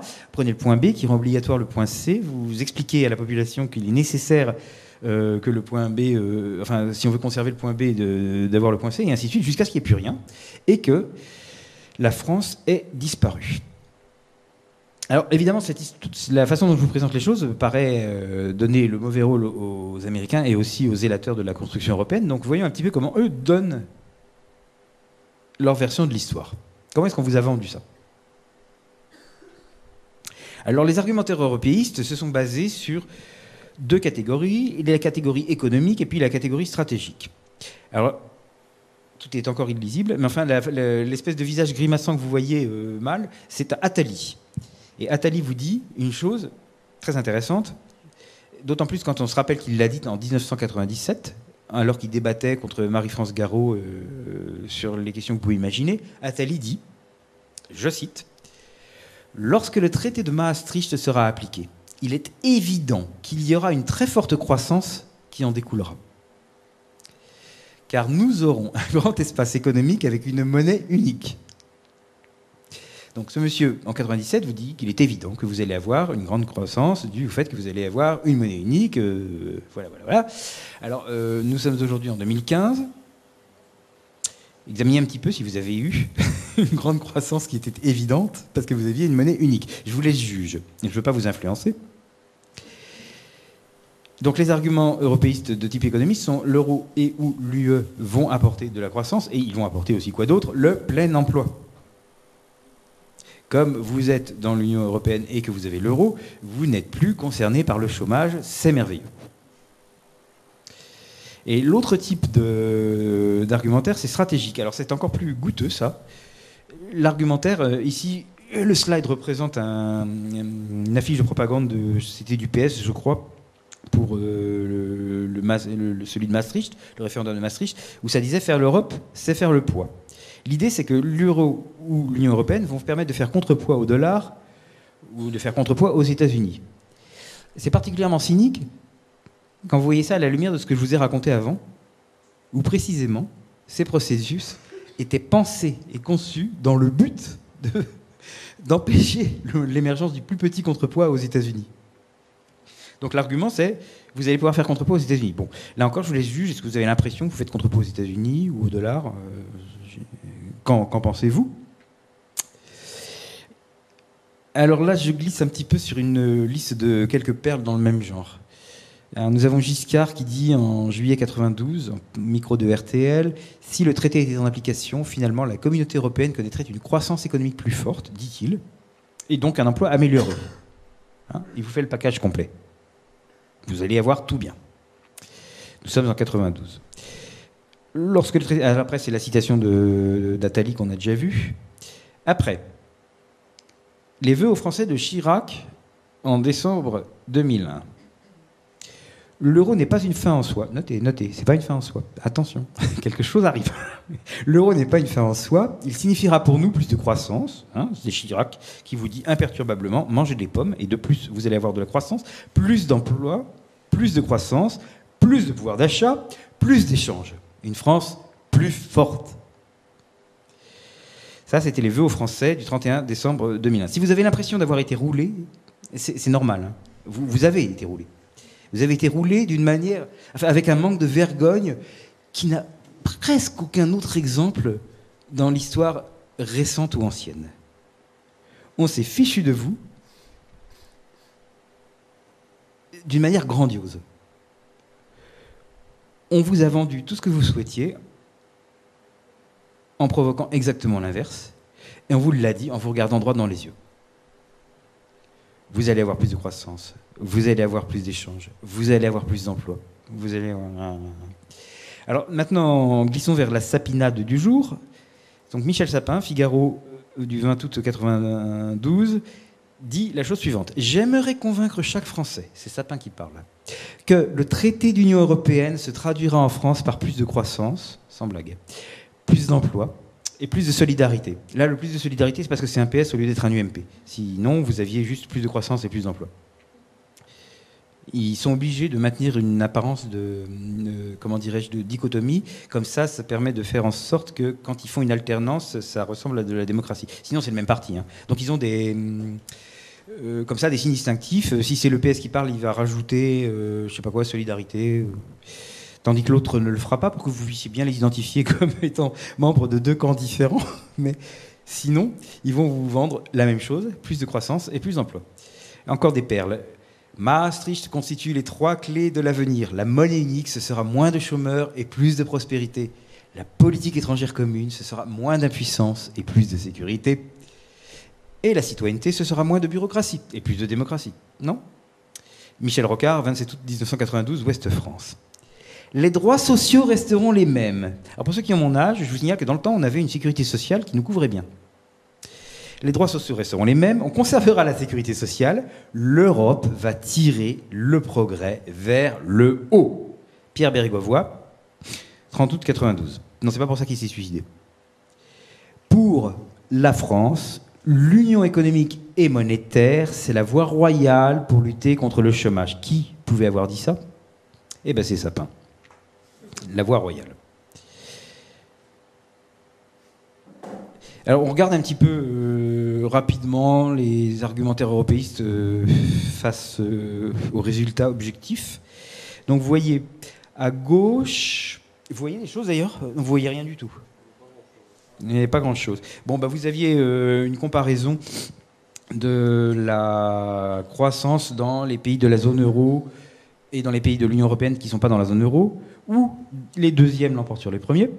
Et à côté, vous aviez la comparaison de la même chose entre la zone euro, le Royaume-Uni, le Japon et, la zone euro, et les États-Unis, où la zone euro affichait la plus faible croissance des quatre. Et l'autre graphique que vous allez pas voir, eh ben, c'est le contraire, c'est sur le chômage. Là, c'est l'inverse.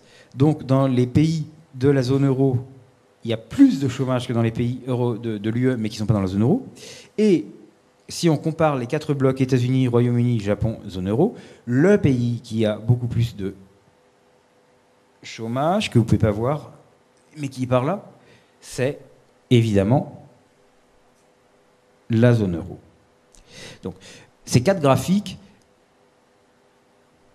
montrent de la manière la plus précise et la plus cruelle ce qu'il fallait penser des promesses qui vous ont été administrées pendant les derniers 25 ans, hein, au sujet du plein emploi et de la croissance. Alors j'aurais pu en rajouter sur aussi la technologie, puisque on nous a également vendu, mais ça a moins fait rêver le public, le fait que l'Europe serait, alors ça c'était début 2000, que l'Europe serait en 2010 à la pointe technologique et scientifique du monde. Ça s'est pas produit, ce qui n'est pas tellement surprenant, mais ça fait partie des argumentaires. Alors en fait on peut tomber plus bas dans l'argumentaire européiste parce qu'il y a un degré zéro de l'argumentaire qui est ce qu'on appelle l'argument d'autorité. Alors plutôt que de vous dire que vous allez avoir plein de bonnes choses que vous n'allez pas avoir, l'argument dit vous n'avez pas le droit de dire non parce que c'est comme ça. C'est vraiment, on ne peut pas faire plus bas, hein, degré zéro. Alors j'ai trouvé deux exemples, un qui est attribué à Nicolas Sarkozy, dont c'est assez le style. Ce Sarkozy dit nous n'avons pas le droit, nous les Français, de dire non à l'Europe. N'y songez même pas, vous n'avez pas le droit, c'est pas permis. Il a dit ça au Conseil national de l'UMP le 6 mars 2005, mais l'idée n'est pas passée de mode puisque 2015, vous avez Juncker qui dit il ne peut pas y avoir de choix démocratique contre les traités européens. C'est pas permis. On peut pas. Donc le degré zéro de l'argumentaire, c'est l'argument d'autorité qui consiste à dire vos gueules. Ou alors dans le style sarkozyste, et sinon nous prendrons des mesures plus contraignantes. Est-ce qu'on peut tomber plus bas que le degré zéro de l'argumentaire, qui est l'argument d'autorité? Peut-on faire pire? Alors le degré -1, c'est l'argument tétanisant. Alors c'est un argument qui fonctionne en décrédibilisant l'adversaire quoi qu'il réponde, et surtout avant même qu'il réponde. Donc, c'est très pratique. Alors là encore, comme il y a un certain manque de créativité, une fois que le procédé a été lancé, il a toujours été repris avec les mêmes ficelles de manière éternelle, vous n'avez que 4 types d'arguments tétanisants qui sont employés contre les gens qui ne veulent plus de l'euro, de l'OTAN ou de l'Union européenne. Et ces 4 types, qui sont toujours les mêmes, peuvent être assez facilement reconnus de manière automatique. Enfin, c'est vraiment un réflexe facile à prendre. Alors, quels sont les 4 types d'arguments tétanisants?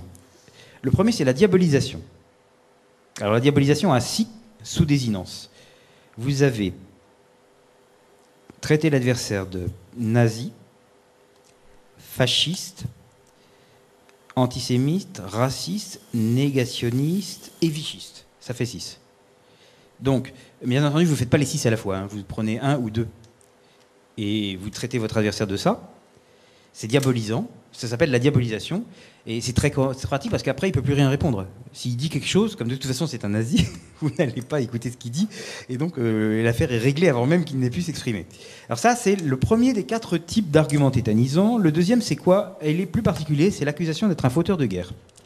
Donc ça consiste à dire, vous êtes contre l'euro, donc vous voulez la guerre. Vous voulez les chars russes qui roulent dans vos rues, qui écrasent les gens et qui mettent à feu et à sang vos villes. Quel rapport, on n'en sait rien, mais c'est un truc récurrent. Vous êtes accusé d'être un fauteur de guerre, et une fois que vous avez été accusé d'être un fauteur de guerre par vos adversaires qui sont, eux, des pacifistes éclairés et des humanistes, eh ben, peu importe ce que vous pourrez dire ou répondre, puisque comme vous êtes le fauteur de guerre, vous êtes le méchant.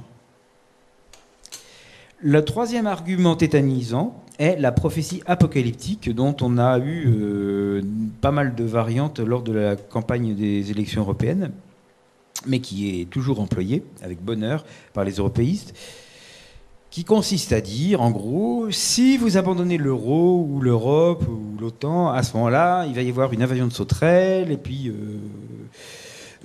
les eaux de la Seine se changeront en sang, et vos économies fondront, vous serez livrés à des hordes de barbares, ce sera Mad Max, il n'y aura plus de pharmacie, enfin ce sera absolument atroce. Alors, pour remettre les prophéties apocalyptiques en permanence, il faut par exemple se rappeler qu'à 500 km d'ici, vous avez un pays qui s'appelle la Suisse, qui n'est ni dans l'UE, ni dans l'euro, ni dans l'OTAN, et qui n'a pas eu de nuages de sauterelles, qui n'a pas eu de Mad Max, qui n'a pas eu de dépossession des épargnants de leurs petites économies. Donc, il faut se rappeler que ces trucs, les arguments tétanisants, en fait, c'est très grossier. C'est des choses auxquelles vous pourriez répondre si vous aviez le droit de répondre. Le truc de l'argument tétanisant est que ça vous retire le droit d'y répondre. Mais sinon, en tant qu'argument, c'est rien. C'est pour ça que je les ai mis en degré -1. Et la quatrième, que j'aime particulièrement, c'est l'accusation d'être un mal comprenant ou d'être un incompétent.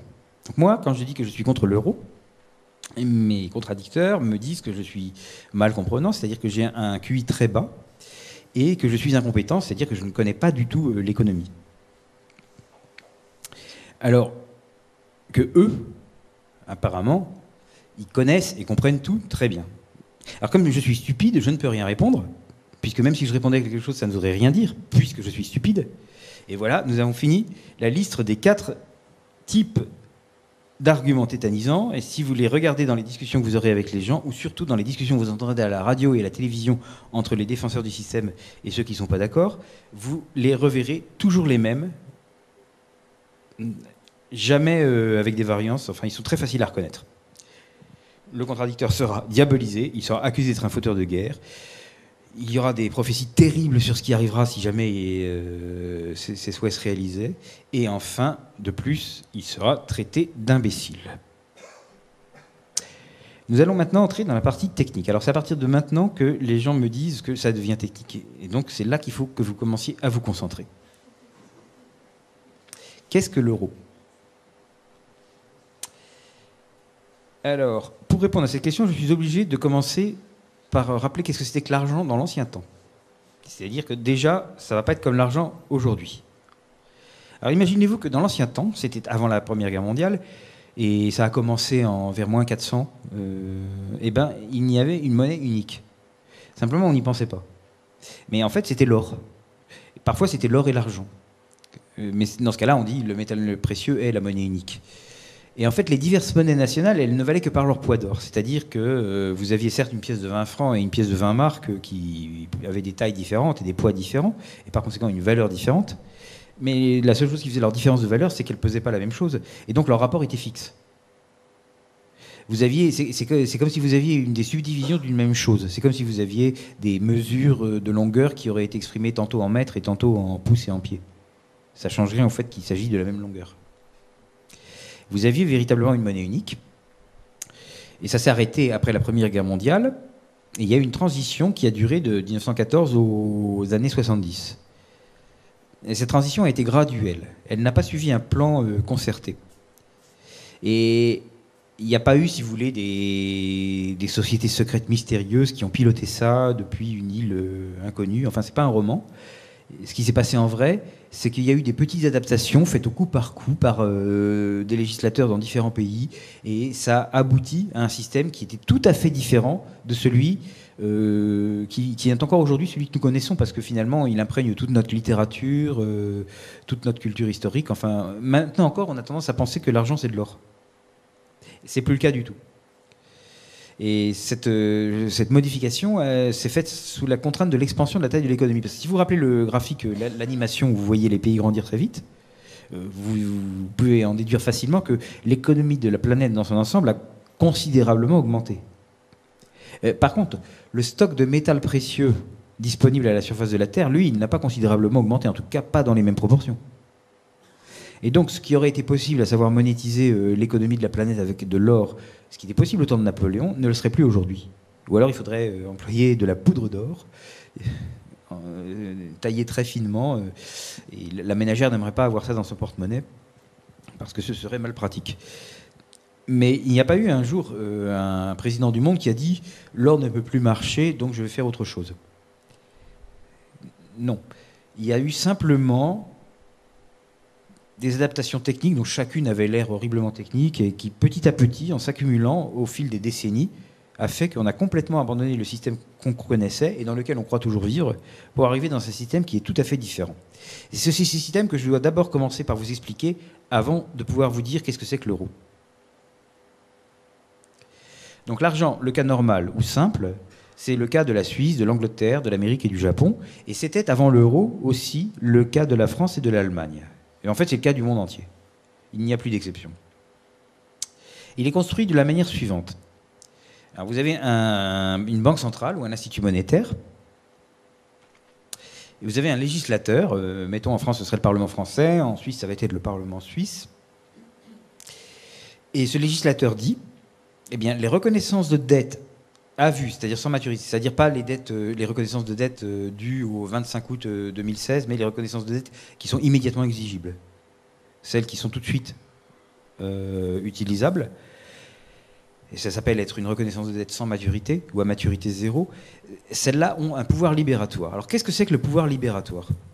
Qu'on appelle aussi cours légal, cours forcé, monopole du cours légal et du cours forcé, et il y a encore d'autres expressions. Eh bien, c'est un pouvoir, c'est un privilège légal, donc qui est conféré par le législateur, qui fait que un commerçant ou un vendeur de biens ou de services n'a pas le droit de refuser d'être payé dans cette chose. Donc, je vais prendre comme exemple le franc suisse parce que maintenant que la France est dans l'euro, c'est plus compliqué. Donc, l'exemple le plus proche du cas simple, c'est le franc suisse. Pourquoi est-ce que le franc suisse a de la valeur? Parce que vous avez dans la Suisse le Parlement suisse qui dit les reconnaissances de dette à vue de la BNS, Banque nationale suisse, ont pouvoir libératoire et donc nul sur le territoire de la juridiction suisse ne peut décider de ne pas accepter d'être payé en cette chose-là. Alors, comme tout le monde sait que c'est comme ça, du coup, il y a un intérêt à détenir du franc suisse parce que vous savez que si vous en avez, vous pourrez faire vos courses avec, vous pourrez payer votre loyer, vous pourrez payer vos impôts. Et donc, du coup, bien que le franc suisse ne soit plus du tout garanti sur l'or, et ça depuis très longtemps, ça reste intéressant d'en avoir parce que finalement, c'est celui qui permet de subvenir à vos besoins. Et en fait, c'est ça que vous voulez, c'est pas d'avoir de l'or. Ce que vous voulez, c'est pouvoir payer vos dépenses. Sachant que à cause de ce privilège légal, vous pourrez utiliser cette monnaie pour faire vos différents achats. Et bien, c'est ce qu'il vous faut. Du coup, vous voulez en avoir. Du coup, vous demandez à ce que vos salaires soient versés en ça, et ainsi de suite. Et ça fait que cet argent a de la valeur. Alors, naturellement, c'est pas une garantie absolue que ça va avoir de la valeur, parce que le franc suisse et le dollar du Zimbabwe sont basés sur le même principe. Et pourtant, vous le savez peut-être, le dollar du Zimbabwe est plus faible que le franc suisse. Hein, puisque c'est une monnaie avec des billets où il y a plein de zéros. Et enfin, c'est pas exactement le prototype de la monnaie forte, le dollar du Zimbabwe, alors que le franc suisse, si, mais il fonctionne exactement sur le même principe. Ce qui fait la différence après, c'est que l'économie du Zimbabwe est moins développée que celle de la Suisse. Ce qui importe. Alors, ces reconnaissances de dette à vue vont prendre deux formes, et deux seulement. Donc, c'est technique, mais c'est simple. Vous avez une forme qui est électronique et qui est nominative. Et ça, c'est des comptes courants qui sont ouverts par les banques commerciales auprès de la Banque centrale. Alors, elle est nominative parce que la Banque centrale sait à qui appartient le compte courant, puisque c'est marqué dessus. Et elle est électronique parce que c'est juste dans un ordinateur. Enfin, il n'y a même pas besoin d'avoir autre chose. Et l'autre forme, c'est une forme qui est papier et anonyme, et c'est ce qu'on appelle les billets de banque. Donc, alors, celle-là, elle est anonyme parce que si vous en avez, pour en profiter, vous n'avez pas besoin de donner votre carte d'identité. Enfin, c'est à vous. C'est pas votre nom n'importe pas. Donc, c'est anonyme. Et puis, c'est une forme papier parce que c'est en papier. C'est pas électronique. Alors ici, j'insiste sur le fait qu'il n'est en général pas très bien compris que la monnaie n'est plus gagée sur l'or. Il faut capter ça. Elle n'est pas gagée sur l'or, elle n'est pas gagée sur autre chose. Et c'est uniquement cette histoire de cours légal et forcé qui lui confère de la valeur. Il faut aussi préciser qu'elle n'est pas créée ex nihilo. C'est-à-dire que l'institut qui crée ça, donc la Banque centrale, la Banque de France ou la BNS, ne va pas, d'un coup de baguette magique, créer des francs suisses ou des francs français ou des euros. Il y a toujours une contrepartie. C'est-à-dire qu'il se peut qu'elle en crée parce qu'elle achète quelque chose.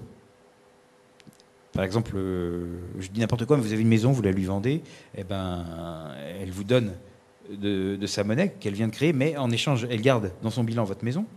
Donc c'est pas ex nihilo. Et sinon, le plus souvent, ce qui se passe, c'est qu'elle n'achète pas, c'est qu'elle prête. Donc en fait, elle va prêter cet argent à des banques commerciales qui devront le lui rendre. Et donc, entre-temps, elle va conserver un titre de créance sur ces banques commerciales. Donc, c'est jamais... Il n'y a pas d'histoire de don gratuit là-dedans. Ça n'existe pas. Alors, le cas euro est forcément plus compliqué. Pourquoi? Parce qu'il y a plusieurs pays. Et s'il y a plusieurs pays, alors il y a plusieurs législateurs. Et si vous avez suivi ce que j'ai dit dans les slides précédents, eh bien, c'était le cours légal et forcé qui faisait la valeur de l'argent, donc qui impliquait le législateur, qui était justement le pouvoir qui conférait ce cours légal et forcé. Si vous avez plusieurs législateurs, comment ça marche? Eh bien, ça marche différemment. Alors on a construit le cas euro de manière à reproduire le cas que je vous ai décrit avant, de la façon la plus simple possible.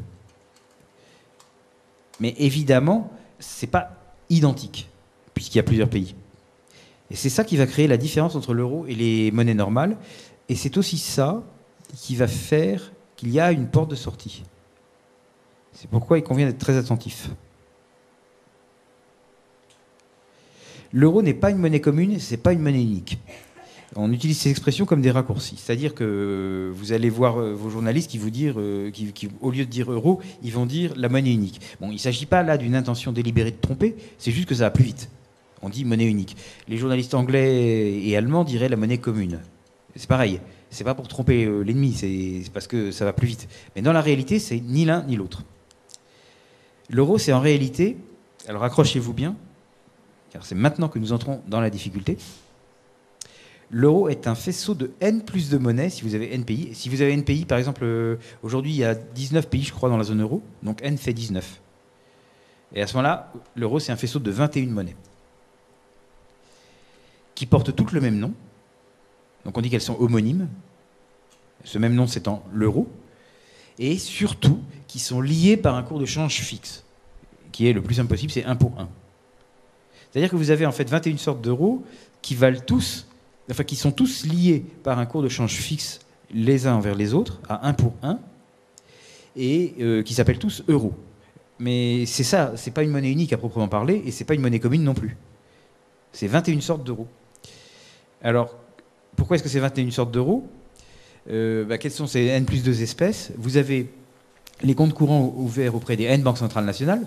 Donc ça, c'est l'équivalent de ce qui existait avant. Vous avez N pays, donc ça fait N espèces. Mais en plus de ça, vous avez les comptes courants qui sont ouverts auprès de la BCE en tant que telle, parce que la BCE aussi, c'est une banque centrale. Donc vous pouvez avoir, enfin pas vous, mais des gens peuvent avoir un compte courant ouvert auprès de la BCE. Ceci fait un euro d'une nouvelle espèce, la numéro N plus 1. Et la numéro N plus 2, c'est les billets, qui jouent un rôle spécial dans le cas de l'euro, parce que dans l'ancien temps, c'était des créances sur la banque centrale qui les émettait, mais aujourd'hui, c'est autre chose. C'est des créances indivises sur toutes les banques centrales de la zone euro à la fois. Donc c'est une espèce en soi différente des N plus 1 espèces précédentes. Donc vous voyez que c'est assez compliqué. Cela dit, la complexité s'arrête là. Une fois qu'on a capté ça, que c'était N plus 2 monnaies qui portaient le même nom et qui étaient liées par un PEG à un cours fixe de 1 pour 1, on a tout compris sur l'euro pratiquement. Et on a également compris comment il allait pouvoir se défaire.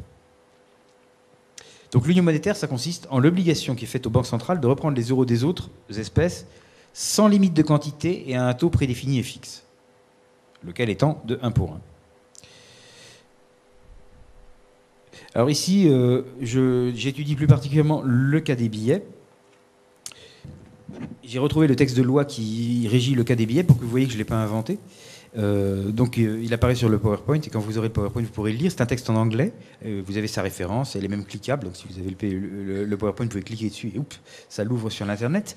Et ça, c'est un petit texte de loi qui explique en fait que chaque banque centrale de la zone euro a obligation de reprendre les billets euros comme si c'était les siens propres. C'est pas que ce soit les siens propres, mais elle est obligée. C'est-à-dire, si vous allez à la Bundesbank avec un sac de billets de 500 euros et que vous déposez ça au guichet de la Bundesbank, elle est obligée de créditer votre compte que vous auriez ouvert chez elle de la même somme. Elle n'a pas le choix. C'est cette obligation qui constitue l'union monétaire. Et par conséquent, quelle est la conséquence logique ? Défaire l'union monétaire consiste à suspendre cette obligation. Alors, du fait que vous avez plusieurs banques centrales émettant plusieurs sortes d'euros, il se produit fatalement, lorsque vous avez par exemple que vous m'envoyez un virement, à moi qui réside en Allemagne et vous qui résidez en France, vous m'envoyez 100 euros par virement, il va se produire une chaîne de débit et crédit qui, à un moment, va impliquer la Banque centrale de la France et la Banque centrale de l'Allemagne, vers le milieu. Ce que vous voyez sur le petit graphique, c'est la liste des bilans comptables des agents qui sont impliqués, en supposant que votre compte à vous soit à la BNP, que mon compte à moi soit à la Commerzbank, et que vous m'envoyez 100 euros. Alors, si vous m'envoyez 100 euros, il va y avoir une succession de crédits et de débits entre vous et la BNP, entre la BNP et la Banque de France, entre la Banque de France et la Bundesbank, entre la Bundesbank et la Commerzbank, entre la Commerzbank et moi, qui à chaque fois seront de plus 100 euros et de moins 100 euros. Et donc, ce qui est important, c'est la partie rouge au milieu. Lorsque vous aurez fait cette opération, il en sera résulté que la Bundesbank aura un crédit de 100 euros sur la Banque de France. Et donc, vous voyez que le fait que les euros puissent circuler dans la zone euro finit forcément par créer une chaîne de dettes et de créances entre les banques centrales elles-mêmes. Et ça, c'est une grande innovation, parce que ce n'était pas possible dans le système monopays qu'on avait vu avant. C'est une grande innovation et c'est aussi le point faible du système. Alors, dans le cas euro et dans le cas normal, si on fait la différence, on a vu qu'on avait vu deux différences. La première, c'est les billets, qui sont, dans le cas euro, des créances indivises sur toutes les banques centrales de la zone euro, alors que dans le cas simple, c'est juste une créance sur la BNS, par exemple. Et l'autre différence, c'est les targets. Et alors, ces deux différences, elles ont un point commun. Toutes les deux, elles se résument à la constitution progressive de dettes et de créances entre les banques centrales elles-mêmes. C'est ça qui fait donc la différence entre le cas euro et le cas normal. Et j'appelle ça un talon d'Achille, parce que c'est ce qui est à l'origine de la brouille et de la dispute dont vous avez pu entendre parler entre les banques centrales de la zone euro. Vous savez que ces banques commencent à être fâchées les unes contre les autres. Vous avez pu le lire dans les journaux. Ça vient de là.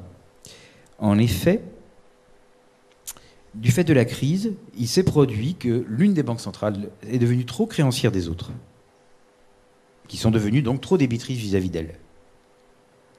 Et du point de vue de celle qui était trop riche, c'était pas bon, parce qu'elle avait accumulé ce qu'on appelle des créances toxiques. Enfin, des trucs qui ne seront jamais remboursés. Et du point de vue des autres, c'est pas bon non plus, parce que personne n'aime être beaucoup endetté. Et c'est en fait la crise qui a provoqué ce point faible, l'apparition de ce point faible, qui était toujours là en puissance, mais qui était latent. Et avant la crise, tout fonctionnait comme si chacun était dans sa boîte et ne s'occupait pas des autres. Et on avait presque N fois le système normal répliqué dans chaque pays, parce qu'il n'y avait pas cet effet que vous pouvez envoyer votre argent de France en Allemagne de manière délibérée. Et à partir du moment où la crise est arrivée, l'une d'entre elles, la Bundesbank, s'est retrouvée dans une situation un petit peu gênante. Donc, et ceci constitue une porte de sortie cachée, parce que les différents euros sont toujours des monnaies nationales. Ils n'en ont pas l'air.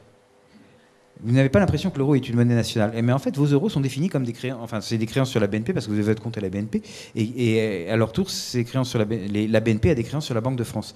Donc, ça n'a pas l'air comme ça, mais c'est encore français. Donc, on vous dit que c'est une monnaie unique, mais si vous savez qu'en fait, c'est un faisceau de N+2 monnaies avec le même nom, et du coup, l'une d'entre elles est française. Et donc, l'union monétaire n'est pas aussi union qu'on pourrait le croire.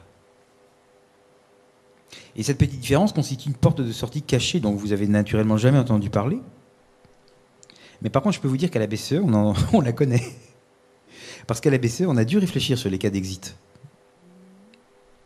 On a dû réfléchir sur comment on gérait le cas d'un pays qui sortait. Et on a dû réfléchir à ce qui se passait. Donc on sait pertinemment, nous, que le fait que les euros soient en réalité toujours définis au niveau national constitue la clé de la réversibilité du système. Et ça, vous ne l'entendrez pas si vous regardez le journal télévisé sur TF1. Mais c'est vrai.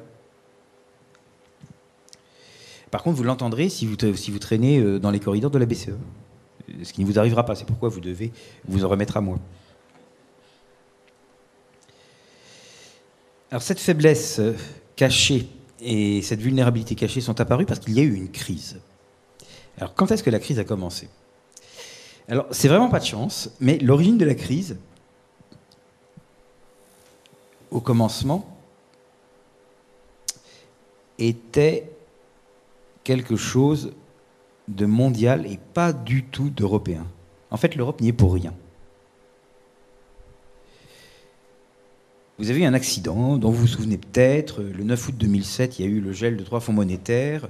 Le 15 septembre 2008, il y a eu la fameuse faillite de Lehman Brothers.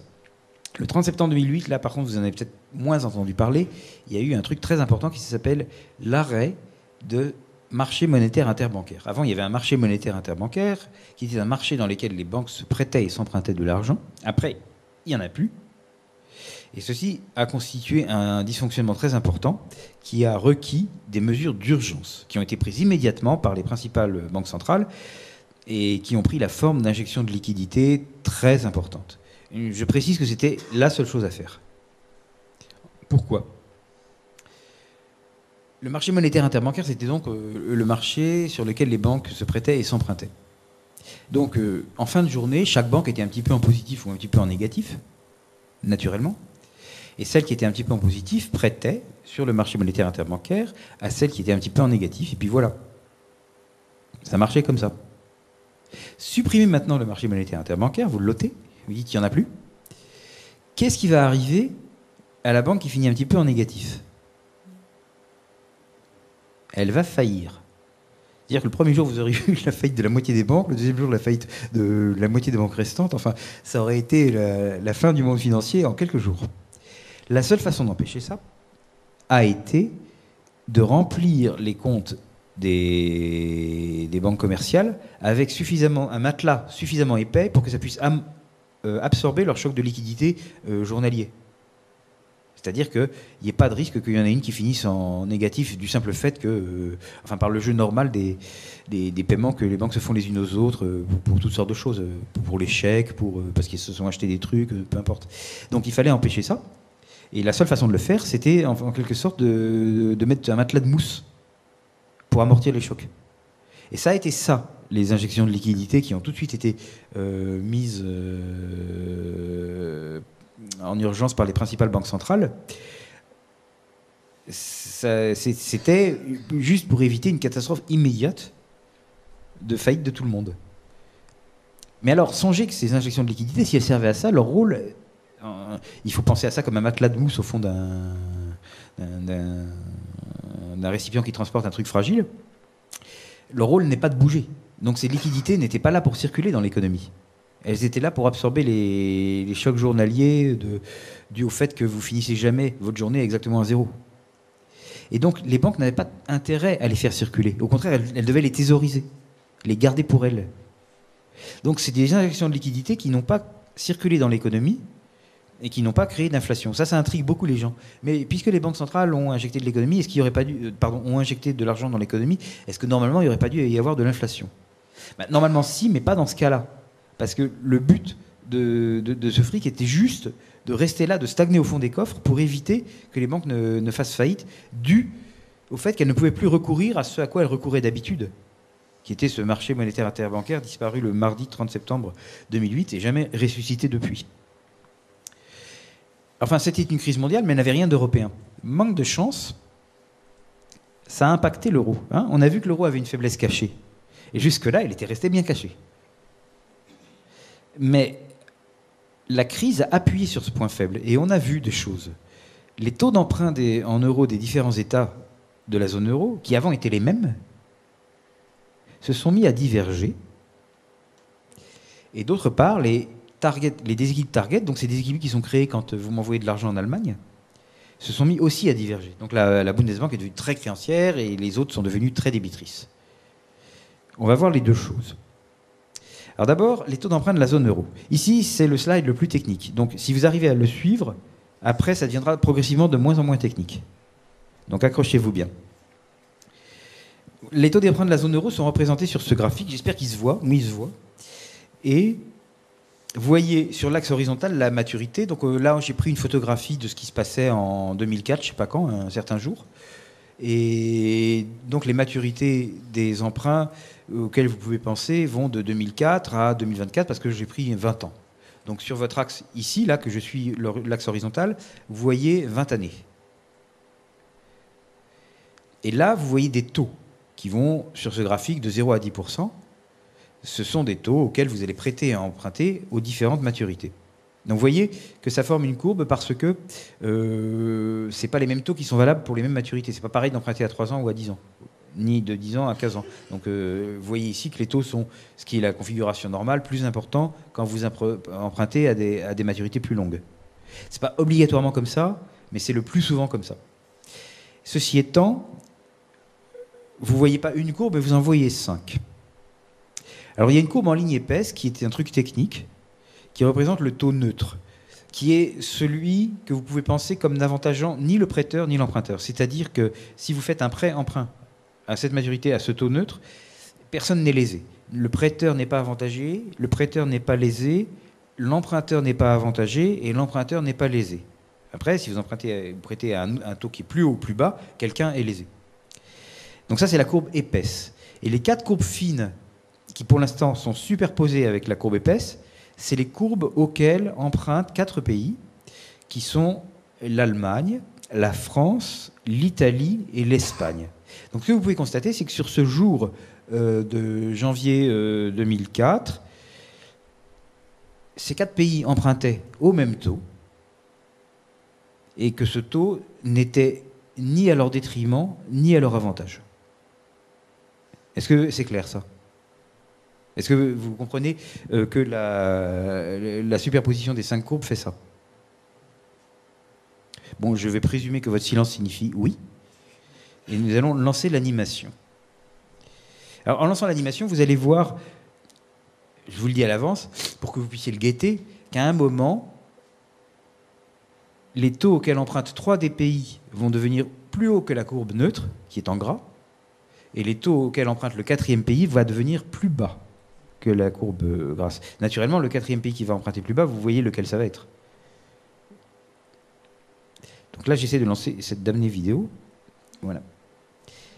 Et ça veut pas? Ouh.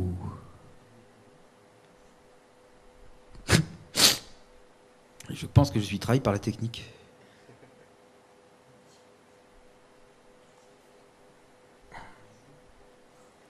Ah, triomphe et succès. Donc vous voyez ici que ces courbes bougent.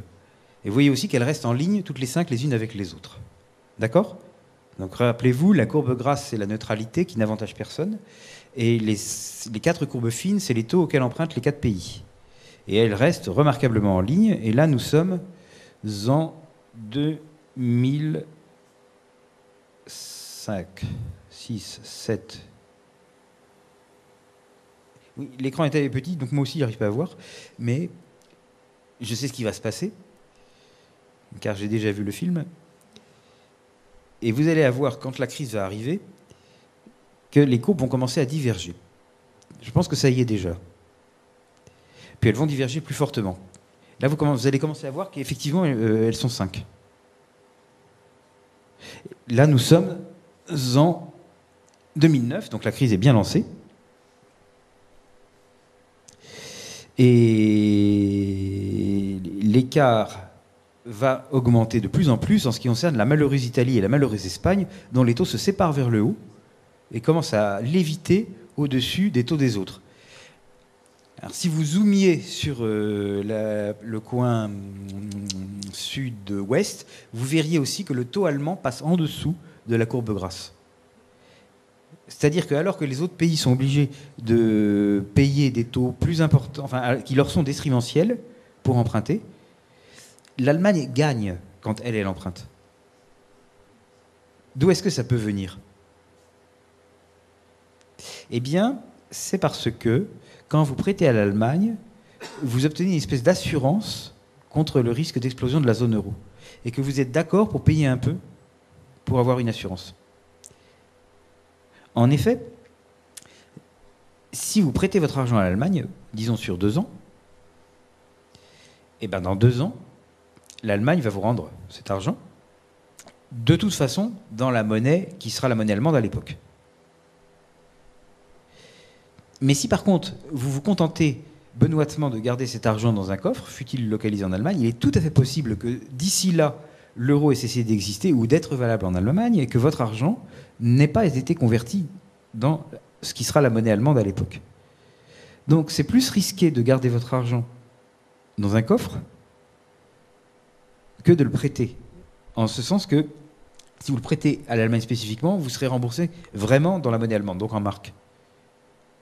Alors qu'autrement, vous risquez d'être remboursé dans un panier de monnaie européenne. Et donc, c'est moins bien. Et par conséquent, vous êtes d'accord pour consentir une petite ristourne quand vous prêtez à l'Allemagne, parce que ça vous assure contre ce risque. Et pour ce qui est de l'Italie, de l'Espagne et de la France, c'est le contraire. Votre problème est que vous prêtez à l'Italie, je ne sais pas, à 5 ans, c'est très bien, mais peut-être que quand elle va vous rendre après les 5 ans passés, ça ne sera plus de l'argent qui a cours légal en Allemagne. Donc ça, c'est un risque contre lequel vous devez vous assurer, et c'est pourquoi vous voyez que vous demandez à l'Italie des taux plus importants. Tout ça est très logique. Donc vous avez un risque d'explosion de la zone euro qui se reflète dans la façon dont les 5 courbes ont divergé. Et dont elles ont divergé non seulement entre elles, mais par rapport à la courbe de neutralité. Donc là, voilà. Et j'avais dit qu'il y avait un autre truc qui avait divergé, c'était les fameux targets. Alors rappelez-vous que les targets, c'est des dettes et des créances de banque centrale à banque centrale dans la zone euro. Donc, par construction, comme la somme de toutes les dettes et les créances entre elles, c'est un système fermé, ça fait 0. Vous pouvez en avoir une qui doit moins 2, enfin une qui est à moins 2 parce qu'elle doit 2, une qui est à moins 3 parce qu'elle doit 3, et la troisième va valoir forcément plus 5. Puisque c'est des dettes et des créances entre elles. Et donc la somme de tous ces chiffres doit faire 0, et c'est ce qui explique que le graphe que vous voyez ici est symétrique. C'est-à-dire que la somme des hauteurs positives et moins les hauteurs négatives, c'est exactement 0 tout le temps. Ceci étant, vous avez des pays qui sont au-dessus, genre ce rouge-là, qui est un gros créancier, et des pays qui sont en dessous. Donc le rouge, c'est l'Allemagne qui est créancière, et le jaune et l'ocre, c'est l'Espagne et l'Italie qui sont débiteurs. Et vous voyez que ces dettes de banque centrale à banque centrale ont enflé d'une manière tout à fait disproportionnée et que ça a commencé à la crise. Parce qu'ici, c'est 2008. Avant, tout allait très bien. Il ne se constituait pas de dettes ou de créances exagérées de banque centrale à banque centrale. Donc, c'est ce que je vous disais tout à l'heure. La faiblesse, le talon d'Achille, il était latent. On ne le voyait pas. Il était bien présent, mais il n'avait pas été activé. À partir du moment où la crainte est apparue que l'union monétaire pouvait exploser, ça a fait cet effet. Donc vous pouvez voir qu'il est drastique. Enfin, du jour au lendemain, la situation a été tout à fait différente. En fait, même la hauteur là du rouge, c'est plus grand, et donc il représente les créances que la malheureuse Bundesbank a accumulées sur ses consoeurs de la périphérie. C'est plus grand que la taille du bilan qu'elle avait lorsqu'elle est entrée dans la zone euro. Donc c'est quelque chose de complètement démesuré. C'est-à-dire que vous avez là un tas de créances qu'elle détient sur les autres, dont la hauteur est plus haute que tout ce qu'elle avait quand elle est entrée dans la zone euro. C'est beaucoup. Elle est donc très mécontente. Donc vous voyez les déséquilibres target. Alors je voulais attirer votre attention sur le fait que aussi bien la divergence des taux que des déséquilibres target, c'est dû à une même raison, qui est la prise de conscience du risque de convertibilité, en bleu sur le slide, c'est-à-dire la prise de conscience du fait que, ben mon Dieu, votre argent, selon où que vous l'avez rangé, à qui que vous l'avez prêté, ça ne sera pas forcément rendu sous la forme de bons gros Deutschmark. Si vous gardez votre argent en France, vous avez des chances de vous retrouver avec du franc, ce qui n'est encore pas très grave. Mais si vous gardez votre argent en Italie, vous avez une chance de vous retrouver avec des bières italiennes, et ça, c'est une perspective qui va vous faire réfléchir. Parce que vous ne souhaitez pas voir vos économies se faire convertir brutalement en lire italienne sans que vous ayez rien demandé. Pourquoi, je ne sais pas, mais le fait est que vous préférez éviter ça. Et c'est parce que vous préférez éviter ça que vous allez avoir tendance à ranger vos petites économies en Allemagne. Et comme tout le monde va faire pareil, il va en résulter que les banques centrales des pays périphériques vont devenir de plus en plus endettées vis-à-vis de la Bundesbank, qui va devenir de plus en plus créancière vis-à-vis des autres. Et ceci fait donc que c'est auto-répliquant, enfin c'est quelque chose qui s'auto-entraîne. L'apparition de cette crainte que l'euro peut exploser provoque des comportements que vous pouvez lire aussi bien sur la façon dont les gens rangent leur compte bancaire que sur les taux auxquels les États doivent emprunter. Et ces comportements sont auto-amplifiants. Donc ce qui s'est passé à partir de 2008, et ce n'était pas du tout de la faute de l'euro, mais la conséquence en a été quand même celle-là, c'est que les marchés financiers ont perdu confiance dans l'irréversibilité de la zone euro. Et c'est ça qui est traduit par ces courbes divergentes et ce merveilleux graphique coloré qu'on a vu au précédent slide avec ces couleurs bariolées, c'est que les gens ont pris conscience du risque de convertibilité, qui donc a généré cette fuite des capitaux en dehors de la périphérie et vers le cœur. Le cœur, c'est l'Allemagne. En plus de ça, vous avez vu que les États périphériques se sont trouvés exclus des marchés, c'est-à-dire que non seulement ils devaient emprunter des eaux très hauts, mais en fait, le plus souvent, ils ne pouvaient même pas emprunter du tout parce qu'ils ne trouvaient pas de prêteurs. Et enfin, vous avez eu un truc que la BCE appelle la fragmentation en zone euro, qui finalement est leur aveu d'échec le plus complet. C'est pour ça qu'ils ne l'aiment pas du tout. C'est-à-dire que pendant la période d'avant-crise, vous pouviez avoir... C'est où top. Voilà. Pendant la période d'avant-crise, vous pouviez avoir un marché européen, et vous pouviez même vendre au public et aux journalistes que le marché européen s'était créé, qu'il y avait maintenant un marché européen, mais ceci est maintenant oublié.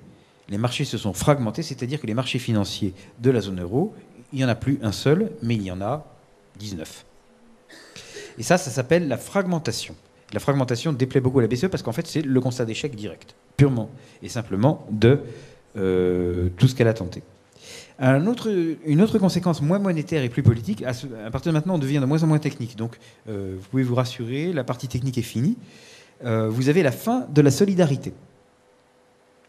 C'est-à-dire qu'en Allemagne, la population s'est crispée, la Bundesbank s'est crispée, mais en Grèce, vous savez aussi que des sentiments anti-allemands ont fait leur apparition, qui sont très forts. Les gens ont cessé de faire semblant qu'ils s'aimaient bien, et les sentiments qui sont venus à jour sont tout à fait négatifs. En fait, nous avons un retour des haines intra-européennes, qui est une conséquence un peu inattendue de la construction européenne, mais il faut ramener les effets aux causes, et c'est bien ce qui s'est passé. Du fait que cette construction a échoué, les haines ont réémergé entre les différents États européens. Et nous avons eu aussi, en plus des haines, le grand retour des égoïsmes nationaux. C'est-à-dire que maintenant, les pays ne font plus semblant de réfléchir à un intérêt commun européen. Ils essaient de faire valoir le leur propre. Ce qui aurait toujours dû être ainsi, mais si vous voulez, avant, il y avait la fiction, comme quoi on travaillait pour, je sais pas, une espèce d'intérêt mythique européen, mais plus maintenant. Maintenant, chacun essaie de sauver sa peau, ou en tout cas ses pépettes. Ici, ce slide va faire un petit zoom sur le risque de convertibilité. Vous avez les conséquences en zone euro. Donc on peut dire que pour l'instant, l'euro, c'est un marque sous un autre nom. Pourquoi ? Parce qu'il a cours en Allemagne. Donc c'est un marque. Le risque de convertibilité, comme j'en ai parlé, c'est le risque d'être remboursé en quelque chose qui n'est plus le marque. Et c'est ce risque qui cause la prime de risque et l'explosion des targets. La prime de risque est celle qui se voit sur la différentielle des courbes que vous voyez là. Eh bien, ce risque de convertibilité est une chose que la BCE n'aurait jamais dû accepter de reconnaître, parce que finalement, c'est le risque de la fin de l'euro. Et donc elle, son discours, c'est plutôt l'euro est éternel, immuable, irrévocable, irréversible. Et cependant, en juillet 2012, donc c'était au plus fort de la crise, Draghi a dû reconnaître l'existence de ce risque de convertibilité, et en l'appelant à l'époque currency risk, donc risque de devise, mais c'était ça qu'il voulait dire. Et Draghi, donc le président de la BCE, a contredit le dogme principal de son institution, qui était l'irréversibilité de l'euro.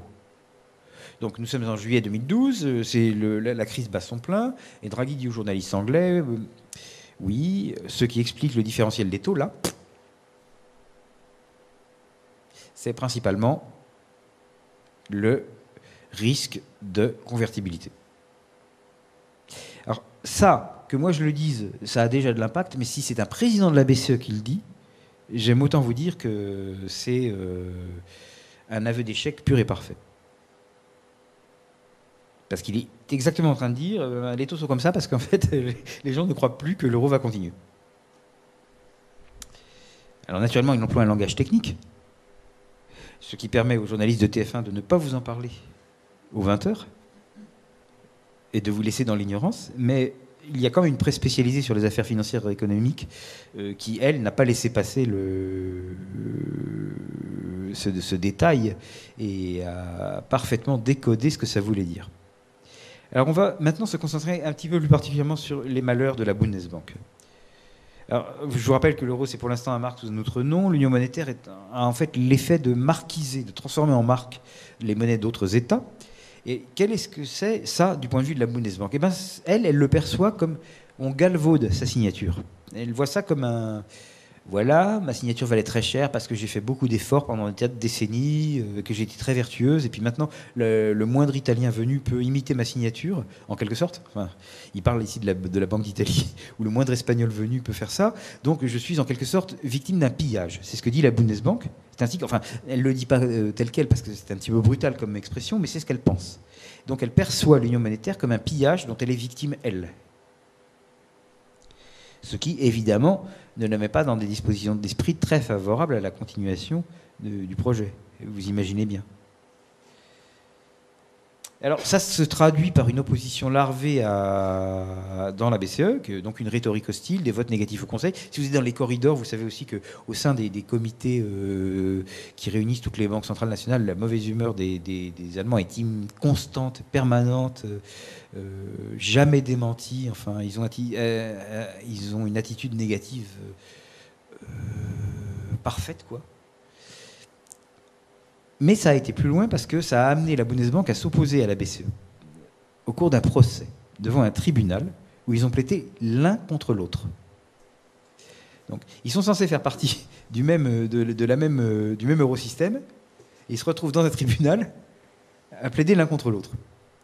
Le litige était sur est-ce que ça appartient au mandat de la BCE ou est-ce que ça n'appartient pas au mandat de la BCE de gérer la liste des pays qui sont membres de la zone euro. Qu'est-ce que vous en pensez? C'est dans le mandat ou c'est pas dans le mandat? Vous n'avez aucune idée? Alors je vais vous dire, le point de vue de la BCE était que oui, c'était dans le mandat de la BCE, et le point de vue de la Bundesbank, c'était que non, c'était pas dans le mandat de la BCE.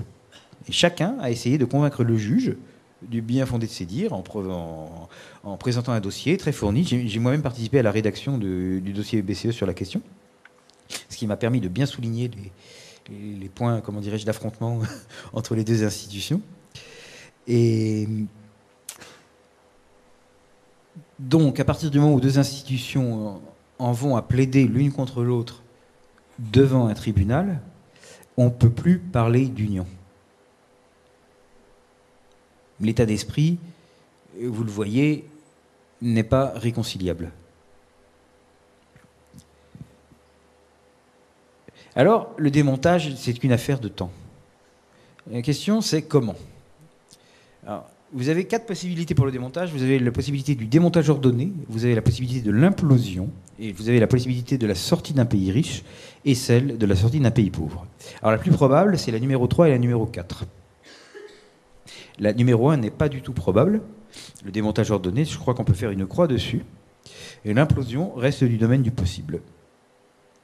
La sortie, c'est conceptuellement assez simple, parce que si vous vous ramenez à ce que j'ai dit au début de la présentation, vous vous rappelez que tout est fondé sur un privilège octroyé par un législateur national, dans le cas général, et dans le cas de l'euro, c'est aussi le législateur national qui a décidé que ces euros étaient interchangeables avec les euros des autres.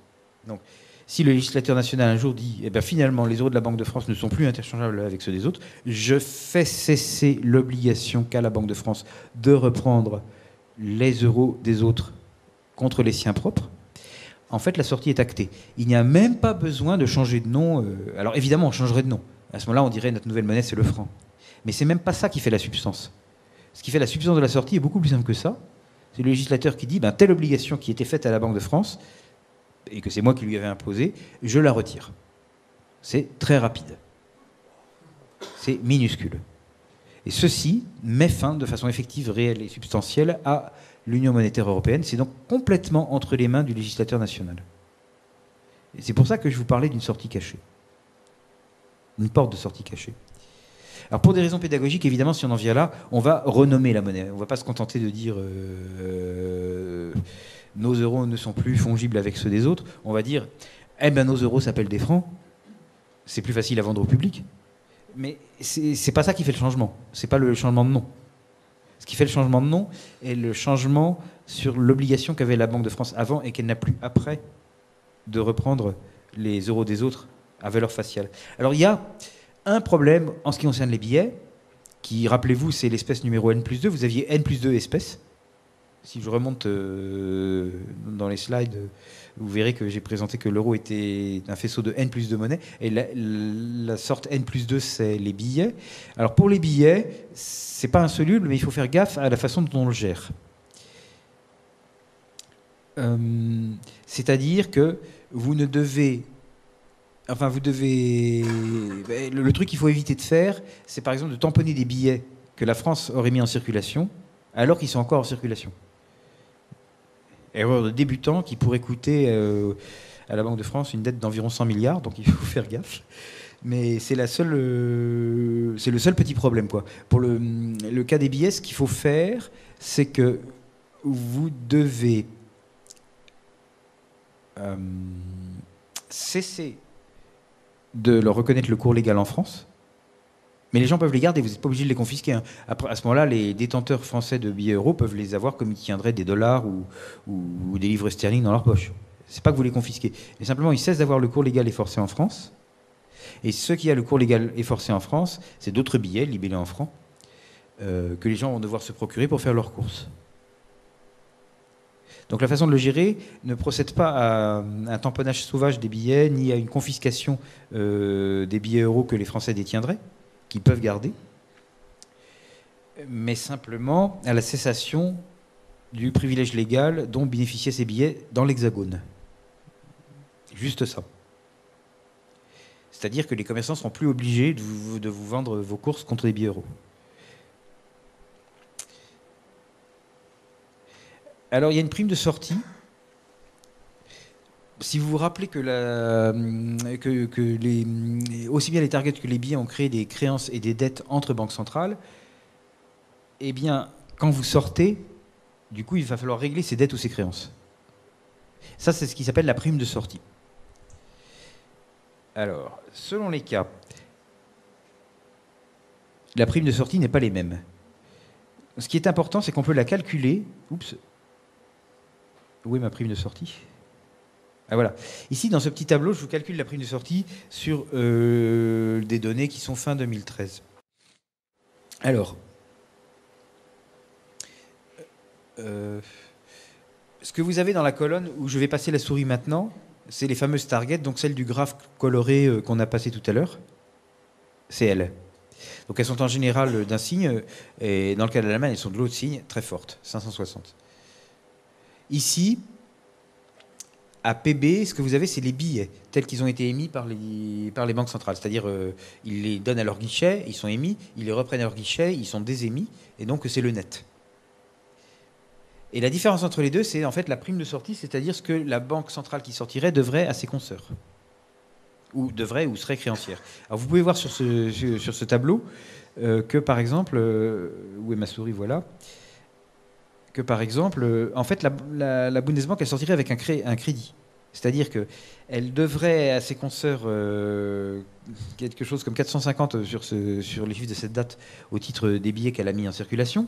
Mais comme elle serait également créancière de 560 au titre des targets qu'elle a accumulés, la somme des deux fait qu'elle serait au total créancière de 110 sur les autres. Donc elle sort... Elle a un crédit sur les autres banques centrales nationales. Alors, c'est presque la seule dans ce cas. Toutes les autres, quand elles sortent, elles ont une dette. Si la France sort, elle a une dette de 140 milliards, quand même. Et si la Grèce sort, aussi. Mais il faut se rappeler que la Grèce et la France n'ont pas la même taille. C'est-à-dire qu'une dette de 140 milliards pour la France, surtout si on tient compte du fait que la Banque de France va aussi émettre des billets pour 100 milliards et donc va se récupérer 100 milliards, à cause des billets francs qu'elle va mettre elle-même en circulation, ça fait une dette de 40 milliards, c'est gérable. En plus, il y a un moyen, je ne rentre pas dedans, pour l'adoucir encore, qui consiste en fait à obliger les banques françaises à ne pas faire une chose qu'elles font maintenant. Et au total, on s'en sort avec une toute petite dette. Si par contre c'est la Grèce, elle a toujours 140 milliards à payer, elle aussi, hein, parce que le chiffre là, pour la Grèce, bon, là, vous lisez 84, mais ça a bougé depuis, c'est plus. C'est 140. Si la Grèce sort, la Banque de Grèce, à elle toute seule, doit 140 milliards aux autres banques centrales de la zone euro. ce qui s'ajoute aux 240 milliards que l'État grec doit aux autres États de la zone euro et au FMI et tout ça, ce qui porte un montant qui est entre 400 et 500 milliards d'euros, que, bien évidemment, ni la Grèce ni personne ne pourra jamais payer. Donc la sortie de la Grèce représente en fait une faillite de la Grèce déjà et une perte pour les créanciers. Parce que c'est de l'argent perdu. Donc en résumé, la sortie est faisable pour la France. Elle est faisable pour l'Allemagne dans des conditions encore beaucoup plus confortables. Elle n'est pas faisable pour la Grèce. Et si elle se produit toutefois, personne ne sait comment pourront se dénouer les dettes grecques. Et il y a une chose qui est sûre, c'est qu'en fin de compte, les gens qui vont les payer, ça va être vous. Vous les paierez à 3 titres. Vous les paierez parce que vous êtes des épargnants, et donc vous verrez vos produits d'épargne des côtés. Vous la verrez parce que vous êtes des contribuables, et donc vous verrez vos impôts monter. Et vous la paierez parce que vous êtes des consommateurs, et vous verrez que les prix des choses que vous achetez pour les consommer vont monter. Donc en fin de compte, cette dette impayable sera payée par vous, et il n'y a rien que vous puissiez faire pour l'empêcher. Elle sera forcément payée par vous parce que personne d'autre ne peut le faire. Enfin, quand je dis vous, et naturellement, et aussi bien les Italiens, les Espagnols et les Allemands. Pas uniquement les Français. Mais les contribuables, les épargnants et les consommateurs des pays restants de la zone euro seront au final ceux qui nettoieront l'addition pour les Grecs. Ce qui nous amène à la fin. Ceci devait être le dernier slide. Et oui. Et donc la conférence est finie et je suis dans les temps, à peu près.